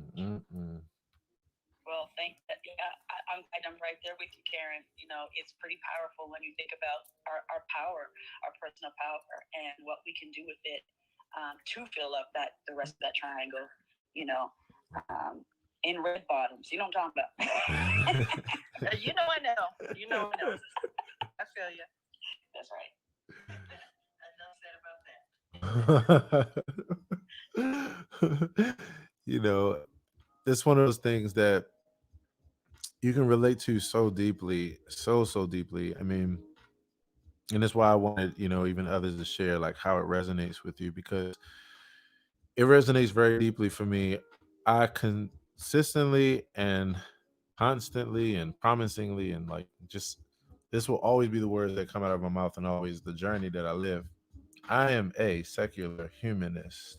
I am a person who believes in process and progress and well-being and things like emotional intelligence and seeing each other and seeing ourselves through in so many different healthy ways. And so with that, you know, my own journey continues to be every day, which is literally what brings me to this moment here. As I sit here with my I got a new podcast arm like joint. Like it's kind of fly. I'm gonna have to take a picture, show y'all what we're doing for the AP morning show. Like it's getting real lit, real janky up in here. I don't even know what that means, but whatever that means, that's what's happening here. And so, as I just share in this way, and I share in a very transparent and very vulnerable way to the world, it's all because what I have now stepped into and what I've lived my life for these past 17 years, growing and knowing and learning more and more every day about, it is that self actualization for me is the most fun journey. And I believe, and I know because I do it in my own power every day, is that I have the power to make vulnerability fun. I have the power to make transparency fun. I also have the power to make those things, thank you. I also have the power to make those things just doable, like just to deal with them better, you know? So I just, self actualization for me is just, it is literally where it's at. And I literally think that that's the work that we're doing here every day. I just want to help people every step of the way in every way that I can to just be another incremental movement forward in their process of self actualization. I'm just here to be a mirror. Hmm. And so that's who we are, and that's how we show up. And that's why I'm so glad for everybody that's here right now. I want to take a quick second as we get ready to round this experience out shortly. I want to say hello to, we want to say hello to, good morning to Tanisha and one of our favorite people, along with Tanisha Etta Fly and Shanika. We want to say good morning to you. Thank you so much for coming through. And by all means, we got a few more minutes left before we curtail this experience. I always like, if nothing else, to be able to just say hey to everyone, just to say good morning. And that's it as we chop it up. And so, yeah, as we round out this experience, probably another 5 more minutes. Just want to say good morning to you, and you too. So I tell you all, I'm getting ready for an exciting day today. I'm excited because I started working on the email last night, and this morning goes out the email to my broader audience of over 500,000 about what we have been doing here on Clubhouse. And in addition to that, everything else that I have that I've released down the pike starting yesterday with the new revealing mug and the canvas, as well as y'all got to go check out the Mom and I pillow. Once again, just to refresh for those that don't know, I released 3 pieces of merchandise yesterday. It was the beginning of the Aaron Hill Sentiments merchandise line and journey.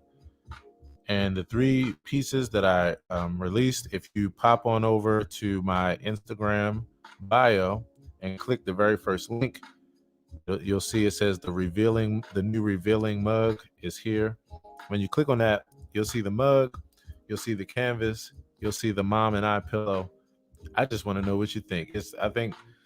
My mom hasn't even seen the pillow yet. I'm going to show it today. And my mom was the one where when I grew up in the 80s, she would put like our pictures on everything. She was the mom where you'd be in high school and she'd be buying a shirt for you or having something printed on a shirt for you that's like a baby picture of you with a baby bottle in your mouth. And you're like, Ma, I, I, I I definitely thank you for the thought, but oh my God. So that's my mom. So she's going to appreciate this because she always loves seeing memories on things like shirts and these other things. She's very creative, as you all know. And in this picture is my mom and I hanging out at my street serenade. She's doing her quarantine art, and I'm playing the piano, and we're just bringing good vibes to the people. So let me know what you think of that. I think it's kind of cute, if you ask me. And so those things, and then just hanging out as we do. It's just good to see you, and you. So before we get out of here, I'll also say hello to Alexis. Thanks for popping in. And again, anybody want to jump on up? So as we go about this day, family, today is, I should have a drum roll, but I don't have one. But it's TGIF, y'all. TGIF. Anybody got any fun plans for the weekend that you'd like to share? Like anything that you got going on that is kind of cool or kind of are you chilling? Do you plan on chilling? Do you plan on going out? What's that life all about for you? Is it open forum thing? Yes, sir. I actually totally forgot to mention I'm doing this thing tomorrow. I'm hosting a panel on mental health. Nice. So that's gonna be fun and interesting. It's for the Northern Power Summit.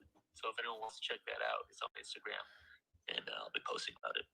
Wow, that's amazing. That's amazing. Please, family, DM Meyer for that info. And by all means, bro. Wow, that's so cool. So, okay, you said you are. What's your position again? You're hosting it, or what is it again? I'm sorry. Well, actually, technically, hosting is the wrong word. I'm a panelist. Who's gonna be doing a panel on mental health. I guess I'm like one or two panelists, so we can be called host. But, okay. Long story short, I think it's like a Zoom thing. Okay, gotcha. Okay. I'm gonna be like posting links to like the IG account that is organizing the whole thing. So they got all the links on deck. They know more than I, but I'm just right forwarding traffic that way. Like, right. I don't know nothing. Right. Yo, that's what's up, bro. Right.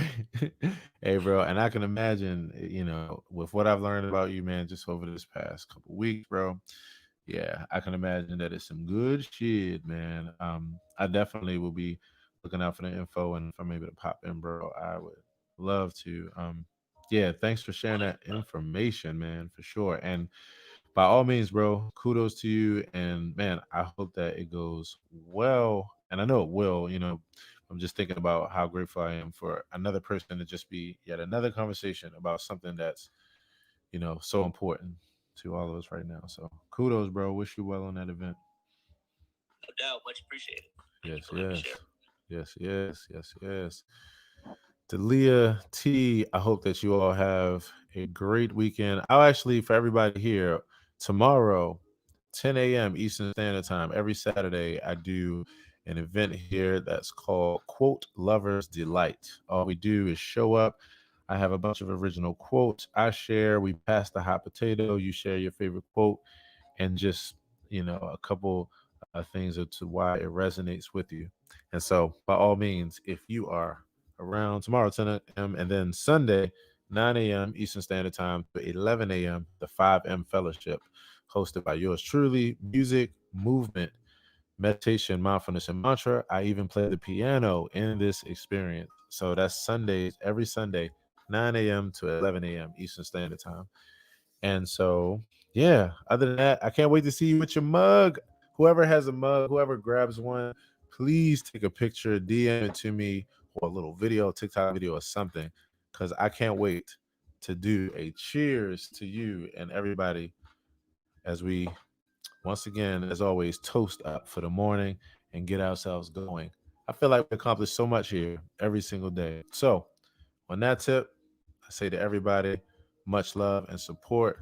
I can't wait to see you again, and love on somebody. Take this energy, pay it forward, and be good. Everybody, let's open up our microphones last time, and let's say a huge good morning to each other as we affirm ourselves on our way to an amazing day. Take care, Dalia. Take care, Meyer. Take care, T. Yes, have a great day, everybody. Yes, much love, fam. Much love, much love. Respect. Thanks again to Tanisha, Ed Fly, what up, dude, and Alexis. Thanks again. I hope you enjoyed this. I hope it helped you to get your work done just a little bit better. Can't wait to talk to y'all again. Take care now. Peace.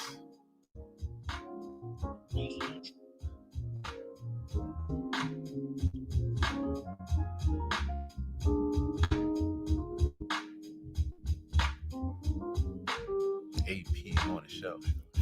Show. AP on the show.